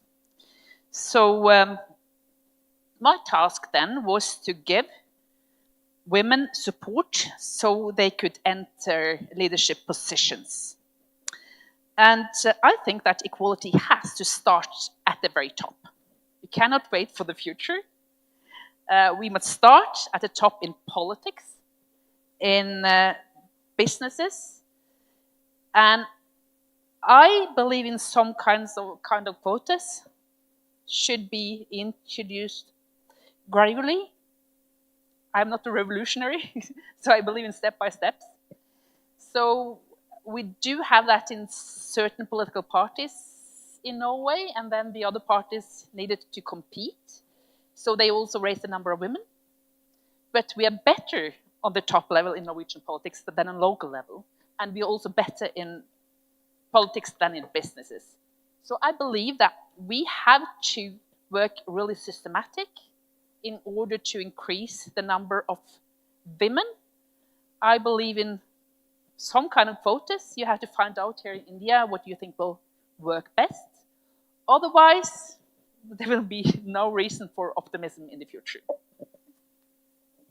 Thank you.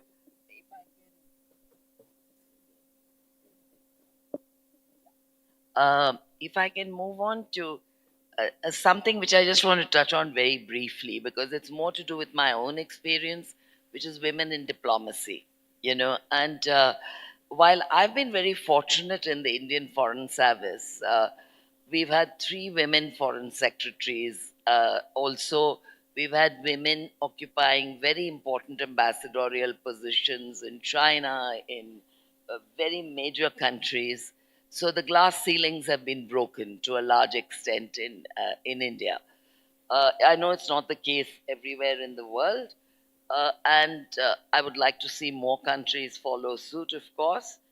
But even in the Indian Foreign Service, I have to point out that women had a very difficult time in the beginning because Miss Mutamma, who was the first woman to join the Indian Foreign Service through a competitive exam, she told me some really hair-raising stories of what she was subjected to as a young diplomat.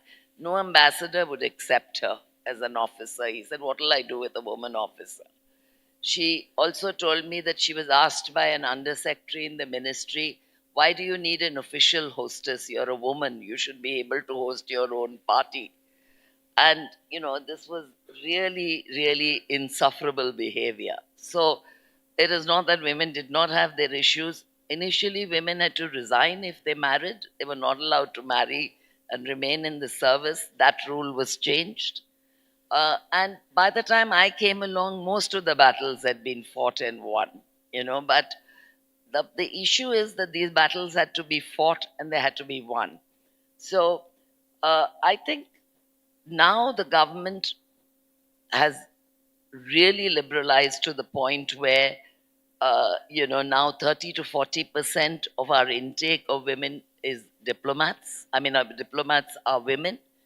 And whereas in my time it was perhaps about 10%, which was unusual, or even then. And but though the numbers may have gone up, the issues remain the same. So I just thought I should just mention that in passing. And I don't know if there's anything you'd like to share on this question of women in diplomacy. Do you think we bring special skills to the area? Do you think we have any particular predilection for diplomacy? Well, I don't think women are more peaceful than men. I think that's a huge misunderstanding. Yeah. I mean, I mentioned that I have three children, 3, 4, and 6 years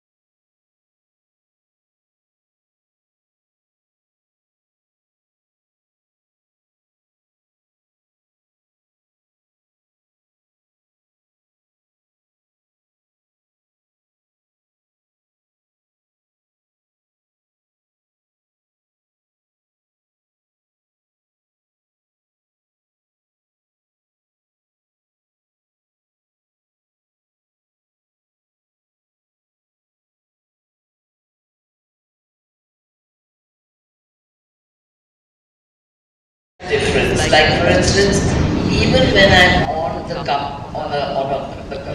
company board, the board of directors of a company, I find that very often my voice, which would perhaps talk more about the social benefits or the need to be seen as a compassionate employer and so on, is sometimes drowned out by the voice of those who want to look at it purely as a matter of profit and economics.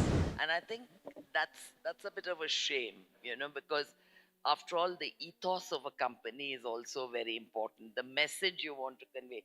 I started off initially on being on a microfinance company board. And when we wanted to scale up and we wanted it to become one of the largest, achieve the goal up to a point, the attitude was you're not being businesslike about it, And my point was, then why did you get into microfinance at all if it wasn't to help the weaker sections of society? For instance, it was 90% of the people who were taking these micro loans were women and who were benefiting hugely from them, who were really putting them to good use, educating their families, running their households on the earnings they were getting from these microloans. So that was one aspect, the aspect of the ethos of the company. Then later on, the same company became a bank. And when they became a bank, it got even worse because, again, they moved away very much from the idea of the ethos of the company. And while they had some tokenism in terms of small loans, they really became focused on the profit motive. And finally, of course, I stepped down from that board, not because of any other reason, but because we have a rule in India that nobody can serve on the board of a bank after the age of 70, and I attained that age. But it was a very amicable parting of the ways. But my experience in boardrooms has also been somewhat mixed, I would say, as it was perhaps in diplomacy, where one faced a certain subtle kind of discrimination. So I think the questions are complex, and I think they spill over into many areas. And but again, to get back to the question of the women in the economic sectors, what do you think we should be doing to encourage more women to take up corporate executive positions and to address this question that why are women not rising to the top? Why are they not the CEOs in the numbers they deserve to be? We're not rising to the top because there is a huge difference between women with and women without children. Yeah. It's basically more difficult. And if you have to make a choice between taking care of your children and achieving top position in businesses, well, it's a very simple choice for most women. So I think you have to take that into consideration and be willing to provide a more family-friendly work life. Otherwise, you'll never achieve gender equality in business. Because we see so many women who have the right university education. And if we don't accept that they want to stay more home with their kids than men, well, we'll not achieve gender equality. I've told you about the family policy in Norway. You cannot copy that because India is very different. But what we tried to do during the last years, step by step, of course, because I'm not a revolutionary. I believe in small steps. The first thing we did was to give in the parental leave 4 weeks for the father, so he could stay home with his newborn kid after 9 months for the mother. So this was a start And then we increased his quota. So I would say, as a cabinet minister, if I was chairing a meeting and at 4 o'clock, a man could raise his hand and say, Madam Minister, I have to leave now to pick up my kid in the kindergarten. That would never ever happen in Norway 30 years ago, but this is more common now. So I also believe in the involvement of men more in family life, step by step, so men and women can have equal opportunities. Yeah, I think that is very important. And I see that now with the younger generation increasingly, that men are really willing to put their family obligations first. Paternity leave, even in India, as you know, we now have the opportunity, particularly in government, to take paternity leave, in addition to a fairly generous maternity leave allocation. And yeah, I'll just mention that our Prime Minister, Yeah. in his office, he got a very young man. I mean, he was very eager to demonstrate how skilled he was. And then he got a daughter, and he told the Prime Minister that, no, I'm so dedicated that I want to work. I will not take the father's quota. Then the Prime Minister said, you're not allowed to skip the father's quota. You're not working in my office while skipping the father's quota. So I think that's extremely important. Yeah. That the leadership are willing to focus on this. Yeah, I agree with you. And I think, basically, if we don't really provide a conducive ecosystem for women to work in all these areas, whether it be business or diplomacy or the corporate sector, the financial sector, you have to build the ecosystem where women are comfortable, women feel valued, women essentially feel that their problems are understood. I mean, I may be single, I may not have children, but I should be compassionate towards women who do have this constraint, right? So I think that until we get that same understanding and compassion from men as well as women in leadership positions, you're not really going to achieve true change. If I can move on to another area, I want to talk about this very uncomfortable question, of women as victims of domestic violence, where rape has also been used as a weapon, particularly in war situations, and what this arises out of, this feeling that it is all right to brutalize another human being, and why violence is used to control women, to show them their proper place, so to speak. And I want to talk a little bit about the situation in India, if I may, Anake, that, in India, I think part of the problem is we're a country in great transition. We have people who come from extremely traditional backgrounds, moving from rural situations into urban situations, and where they receive perhaps very mixed messages from the milieu they have grown up in as opposed to the milieu that they are operating in now. They see young women who are dressed in a way that they consider provocative. They don't really know how to react to them. They don't understand the politics of equality in the workplace to a large extent. So I don't entirely blame them because they are a product of their upbringing or of their social conditioning, if you like. So it becomes very difficult for them not to objectify the woman or to use violence as a way of controlling the woman, And we've had, of course, some very, very gory and very highly publicized and very emotional encounters of this kind taking place, and you've all read about them, you know about them. There's nothing to hide whereas this is concerned. But the question is, how do we address this? And particularly, I'm worried about when it's used in war times, in times where women become refugees, and they have certain special needs because of the children also that they have to try to protect and keep with them at these times.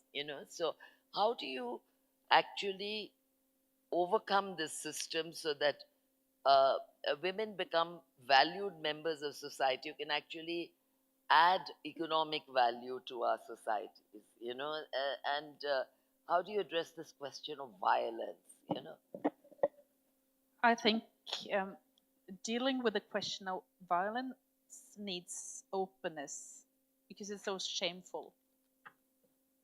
When I travel in refugee camp or talk to women in refugee camps, I always ask them, do you face or experience more domestic violence now than before? And it's much more domestic violence in a situation in a war zone and so, because men are getting so frustrated.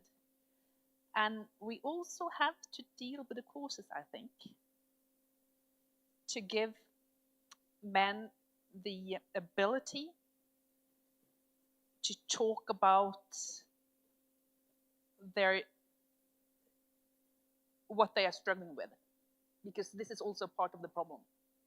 That men who are suffering, there are more domestic violence in such areas.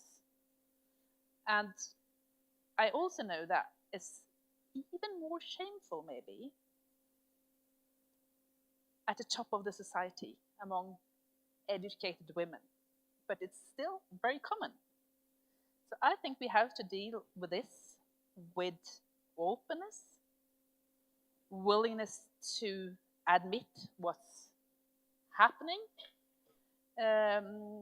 but it also happens in Norway. So it's not like this happens among poor people. It happens in all social classes. Yeah. Unfortunately, this problem is there. And that brings me really to one of the last topics I wanted to discuss. But of course, we can talk about this forever because there's so many issues related to geoeconomics and women, which is the reproductive rights of women. And many of you may be wondering why I've chosen to introduce this. And I think the reason is because the question is, do women have control over their own bodies?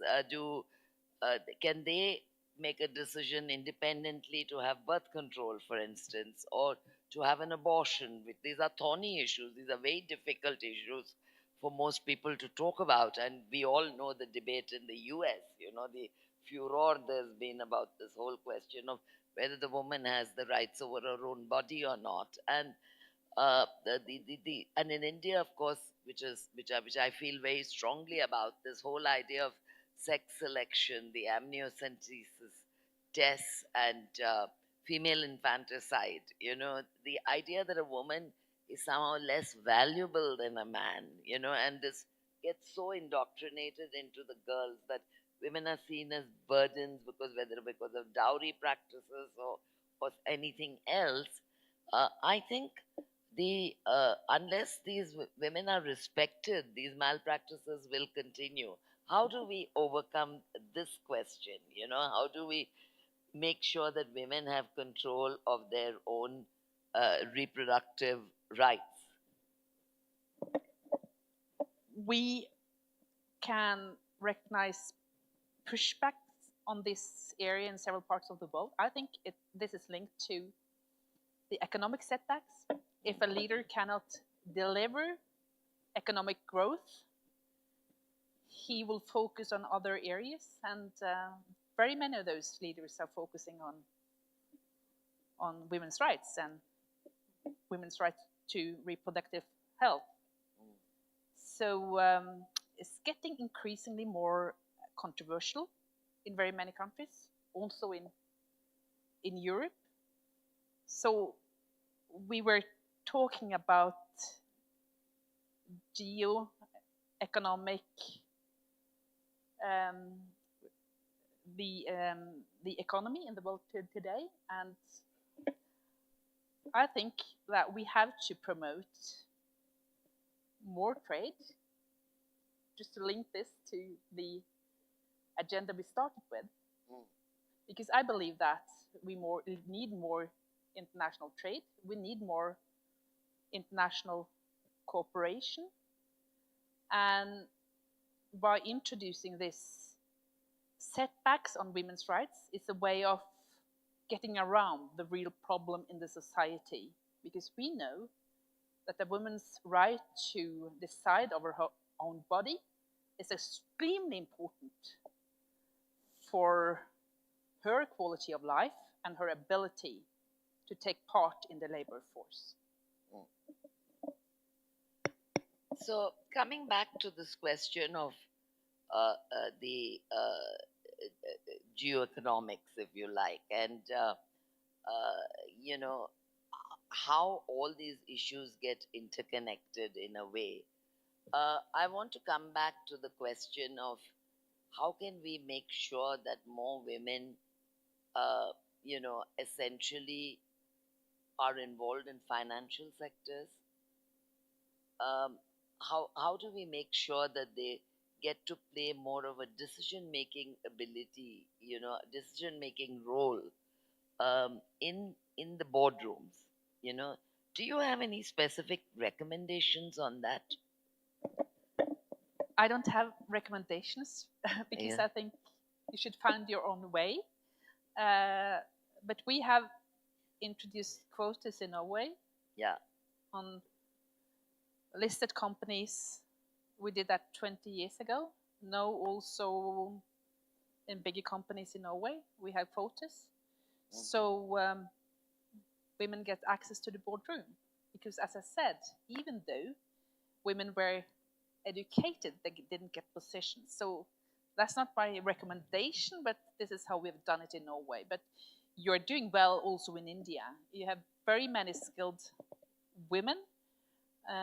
So I think from a purely commercial perspective, give those educated women access to leading positions in the boardrooms will be beneficial for you economically.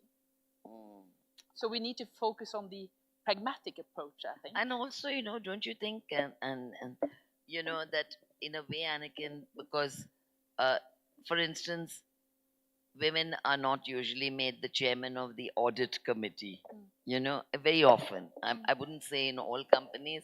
In some companies, they are. In fact, in one of the companies which I'm in now on the board as a telecom company, it's a woman who heads the audit committee, but that's the exception rather than the rule, because I found in my boardroom experiences that they're more likely to say, oh, you do CSR, do the corporate social responsibility part, or you do the human resource development committee, or you do the stakeholders relationship committee meeting.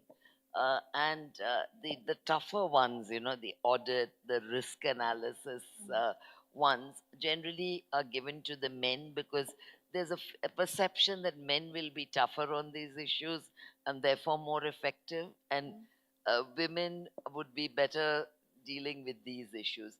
Don't you think that kind of stereotyping is also one of the issues that women have to battle with in the boardroom? Yes, I think so. Yeah. And the fact that you will always select those who remind you of yourself 30 years younger. But I also think that women can be like that. Yes, I agree. Yeah. I do think so.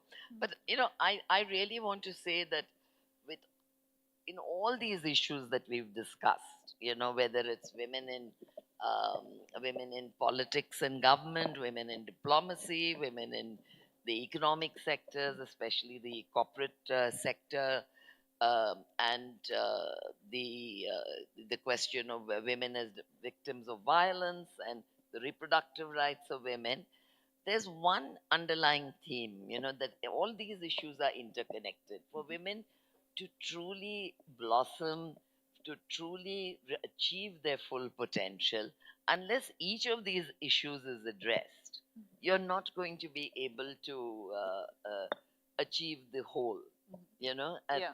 well, again, to quote our friend from Nepal, you know, the foreign secretary from Nepal, the sum, you know, is really always greater than the parts.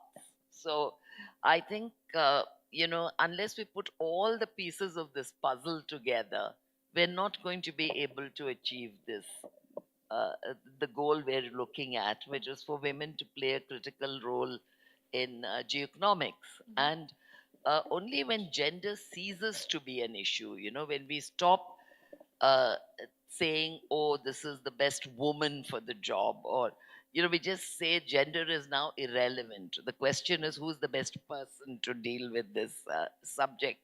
Can we really achieve true equality in geoeconomic terms or in any other terms? You know, that's really what I wanted to say in conclusion. And I'd love to hear your closing thoughts, and after which I thought perhaps it would be interesting to open it up to 2 or 3 questions from the audience. Just you know? want to pick up on what your eminent foreign minister said in the beginning about the increased tension in the world, and that Norway and India, we share the same view that we should talk to everybody in a conflict. As a foreign minister, I invited Taliban to Norway. That was extremely controversial because people thought that because of how women are being treated in Afghanistan, we should deny talking to them. I think that's totally counterproductive. I haven't seen any example in the world that people are being more friendly towards women when we are denying to talk to people. So that's why I'm very concerned when I see in very many conflicts in the world today that there is almost a competition on which part you are not willing to talk to others. We can see that in the situation in the Middle East right now. Some people say that we cannot talk to the Israelis. Others says that we cannot fund Palestinian refugees. There's a competition of boycotting dialogue, which I think is a totally failure. So therefore, I'm a strong believer in diplomacy. I think that will help women in vulnerable situations. So we share the same views, Norway and India, when it comes to diplomacy and the necessity of this in a world with increased conflict and more wars than before. I've seen figures, because we have been following this over years, that last year, war-related deaths was very high, higher than the last 30 years. Last time it was that number, it was in the genocide in Rwanda, so that was 30 years ago. So in this situation, where we see more conflicts, more wars, we should be more willing to talk to all parties. I completely agree with you, because I think dialogue, even with adversaries, can only help. You know, I think there are a lot of people who may not agree with this statement, but I personally believe that if we don't keep the channels of dialogue open, then we have no chance at all of achieving a lasting peace. So I understand we have about 10 minutes left. So I think there was a request whether we could take a few questions. We'd be happy to answer the questions. Any questions, anyone? And will there be a traveling mic? Perhaps, yes.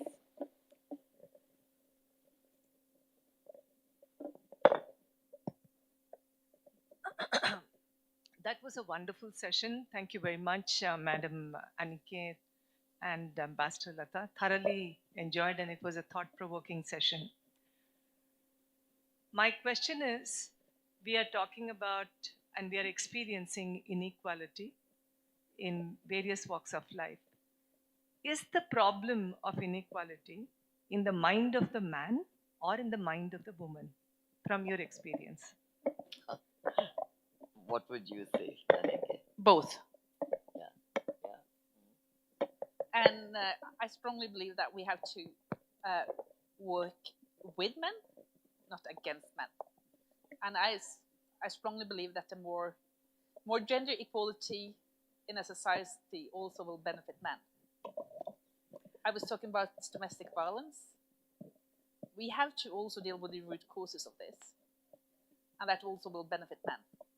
So I think that power sharing and let women get access to the labor force will also give us the opportunity to share the economic burden in a family. And I also think that giving men better or more responsibility in family life will raise their quality of life, because some men are working too much. So I think it's both mindsets. Excuse me. I tend to agree with Aniken, because in my experience as well, change has to come from both men and women. Women have to change their mindsets, maybe set their goals higher, maybe demand more of the workplace. But at the same time, I think men have to be receptive to these ideas, and men have to also agree to accept that a more equitable ecosystem has to be evolved if women are to take their rightful place in geoeconomics and in the corporate sector. So I would say it's both ways. And finally, I think a lot of people would say that it's society that sets these standards. My question is, what is society? Society is us. It's made up of men and women. So unless we ourselves make up our minds that we are going to change, our ways of thinking, it will never change. So I would say everyone should think very seriously about this question of gender, and whether you're a man, whether you're a woman, and try to see in what small ways we can bring about change, and in large ways as well. Both are important. Yes, we have a question there. Yeah, I thank both the persons on the dais for a wonderful conversation. So, Madam Minister, I have a question for you. In the Western world, that includes Japan, women outnumber men often by 2 or 3 or 5% more, whereas in developing countries, and I'm referring to India and China, which make up 40% of humanity, the men outnumber women. Women are more in the Western countries, and men are more in the developing countries, especially India and China. In fact, Amartya Sen, a Nobel Prize-winning economist, wrote a famous article in 1990 where he said that 100 million women are missing. 100 million women are missing, and he was referring to India and China. So since you, Madam Minister, you said you had the privilege of talking to so many different parts of the world, including places where men can't go but women can. Do you think this is a difference which is significant? Do you think this is a very stark difference between the gender ratios? In fact, in some parts of India, the sex ratio is as low as 84% or 85%. So for every 85 women for every 100 men. So is this something you think which is a significant factor, and does it affect geoeconomics?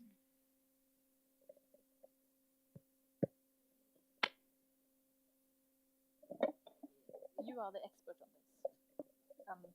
Well, I agree with you, and I think this has a bearing on what I mentioned about the reproductive rights and the preference for a male child, and I think that has been a problem both in India as well as in China. In China, because of the single child policy, which they had for many years, uh, people preferred to have a male child, to carry on the family name, the heritage, whatever. In fact, Gautam could probably shed some light on that because he was posted in China, and he knows the social system there. But the princelings, as they were called, these the single male children were preferred over women and women children or girl children. And the same was true in India, and that's why I referred to the whole question of amniocentesis and the sex selection ratio, as well as practices such as female infanticide, because women were seen as, or girl children were seen as burdens. So, uh, I think these are related in a way, and that's why you get this disproportion in China and India as compared to Western countries. Why is the East-West divide on this? Why? Well, I guess because women were perhaps uh, not valued as much in India and China in that sense. I mean, the birth of a great girl child was not regarded. I mean, people do say things like Lakshmi Ai hai and things, which means the goddess of wealth and prosperity has come to our house. But I'm not so sure that that is really put into practice in traditional societies such as India and China. It may be so among the more enlightened sections of society, but not otherwise. And in the West, I think those battles were fought and won already. Perhaps that's the reason. What do you think, Aniket? Well, I think it has to do with how we value women and men in the society in general. Yeah. And to get rid of this problem, you have to deal with the causes of it. To value girl babies, give them the same value as boys. And I'm not an expert on this, but I think this will also create an economic burden in the future if you're not willing to deal with this. So we see that in China now, that before you could only have one child. Now you get economic benefits if you're you get 3 kids. Then you get a lot of benefits. So it's the opposite, that you actually need more children, and you also need baby girls. So it will be an economic burden in the future if we are not willing to deal with this. Any other questions? We have a question there, lady there. Thank you for an interesting conversation. My question is related to geoeconomics, since that has been the focus of this particular session. When we're talking about geoeconomics, Can you talk into the mic, yes, please? am I audible to you now? Yes. Thank you. So when we are looking at geoeconomics, I think trade becomes the core focus. And in today's day and time, we are also looking majorly into value chains, which is what we are trying to impenetrate as countries that are calling ourselves to be the next in line for a global superpower. So from that perspective, what role do you think public policy has to play to bring women into that value chain integration, which then lends into the labor policies that were being discussed? I would appreciate your observations on that. Thank you. Would you? Okay, we've got one more there, and that'll be the last. But can we finish this question, or shall we take both together? Take both together. Okay, we'll take both together. Go ahead. Good evening. I think in this Asia Economic Dialogue, South Asia is a great example where we have had 4 prime ministers of India, Bangladesh, Sri Lanka, and even Pakistan as women prime ministers who have been leading geoeconomics, geopolitics, So I think there is a tremendous amount of gender equality that goes on in this particular part, and I think it's a shining example for the world. Thank you. Just to answer this question, while I agree with you that there have been honorable exceptions to the rule in terms of having these outstanding leaders who are women, at the same time, I think we must recognize that they are exceptions rather than the rule, you know, because unfortunately, it's not all women who rise to the top, and it's not as easy as that. To go back to the other question, you know, your specific question was on how it works into labor practices, the and public policy and labor practices. Am I right?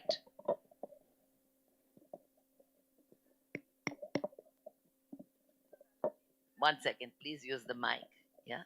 Yeah. So the focus was on value chains. Yeah. And then how do you integrate women through your labor policies into the value chain? Into the value so that chain. it translates into geo-economic advantages. Would you like to take that, Annika?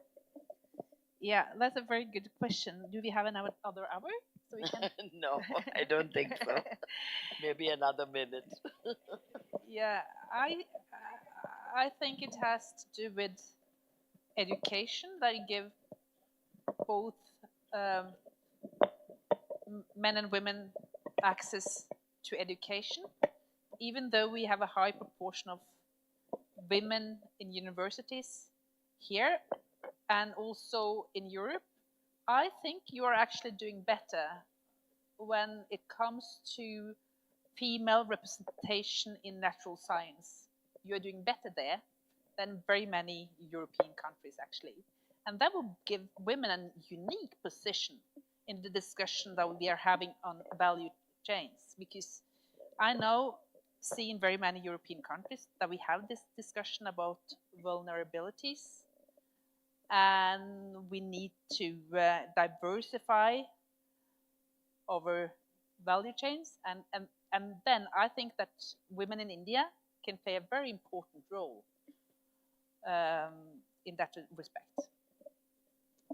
I think with that we've completely run out of time. So while we would love to continue discussing with all of you, I think we must allow the evening to proceed as planned. So thank you very much for your patient hearing to both of us. And I hope you all enjoyed the discussion as much as we did.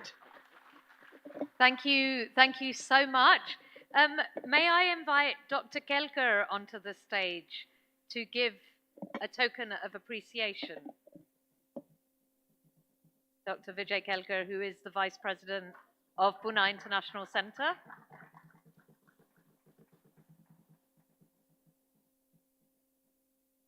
And perhaps we can give the first token of appreciation to Anniken Huitfeldt as our guest, former Minister of Foreign Affairs. Big round of applause, ladies and gentlemen. Thank you. And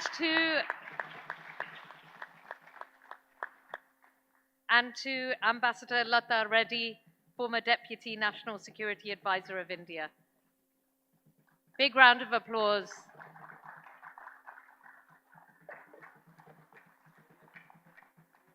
And let's get a photo as well. Thank you so much to both of you. So lots to think about, lots to take away. Thank you both for a fascinating conversation. So we've now got to the end of day one, and tomorrow's sessions at the Asian Economic Dialogue promise to be an engaging exploration of the forefront of contemporary challenges and future prospects, commencing with generative AI, the impact on organizations and society, chaired by Dr. Ganesh Natarajan, which will delve into the transformative potential of AI in shaping our social and economic landscapes. Join industry leaders such as Rajesh Nambia from Cognizant, Dr. Rohini Srivatsa from Microsoft, Nitin Chugh from Digital Banking, and Jeff Walters from Boston Consulting Group. Following this, we have a conversation on India's role in information technology and digital diplomacy, shedding light on India's pivotal place in the global IT landscape. And after a brief networking break, we'll be shifting our focus to the third globalization, moderated by Professor Jyoti Chandramani. And this session will analyze the emerging dynamics of globalization within the context of Asia's economic landscape. After lunch, we'll be exploring the future of automobile and future fools, chaired by Amit Baranzapai, where leaders will discuss the transformative potential of future mobility solutions with an Asian economic context. And we'll also be looking at drones revolutionizing the future. And after another networking break, we will look at India, Middle East and Europe, the economic corridor. Is that the new spice route? So you can seize those opportunities to network, exchange ideas, and gain invaluable knowledge from the experts tomorrow. But after a stimulating afternoon of discussions, it's now time to stimulate your stomachs, your palates, and your other senses, because we have dinner by the poolside. But before that, we have a short cultural program for all of you. So we hope you'll be able to unwind over dinner, and conversations will continue to flow and new connections will be made. Thank you very much for being part of the Asian Economic Dialogue. This is Vandana Saxena Poria signing out for today. Thank you.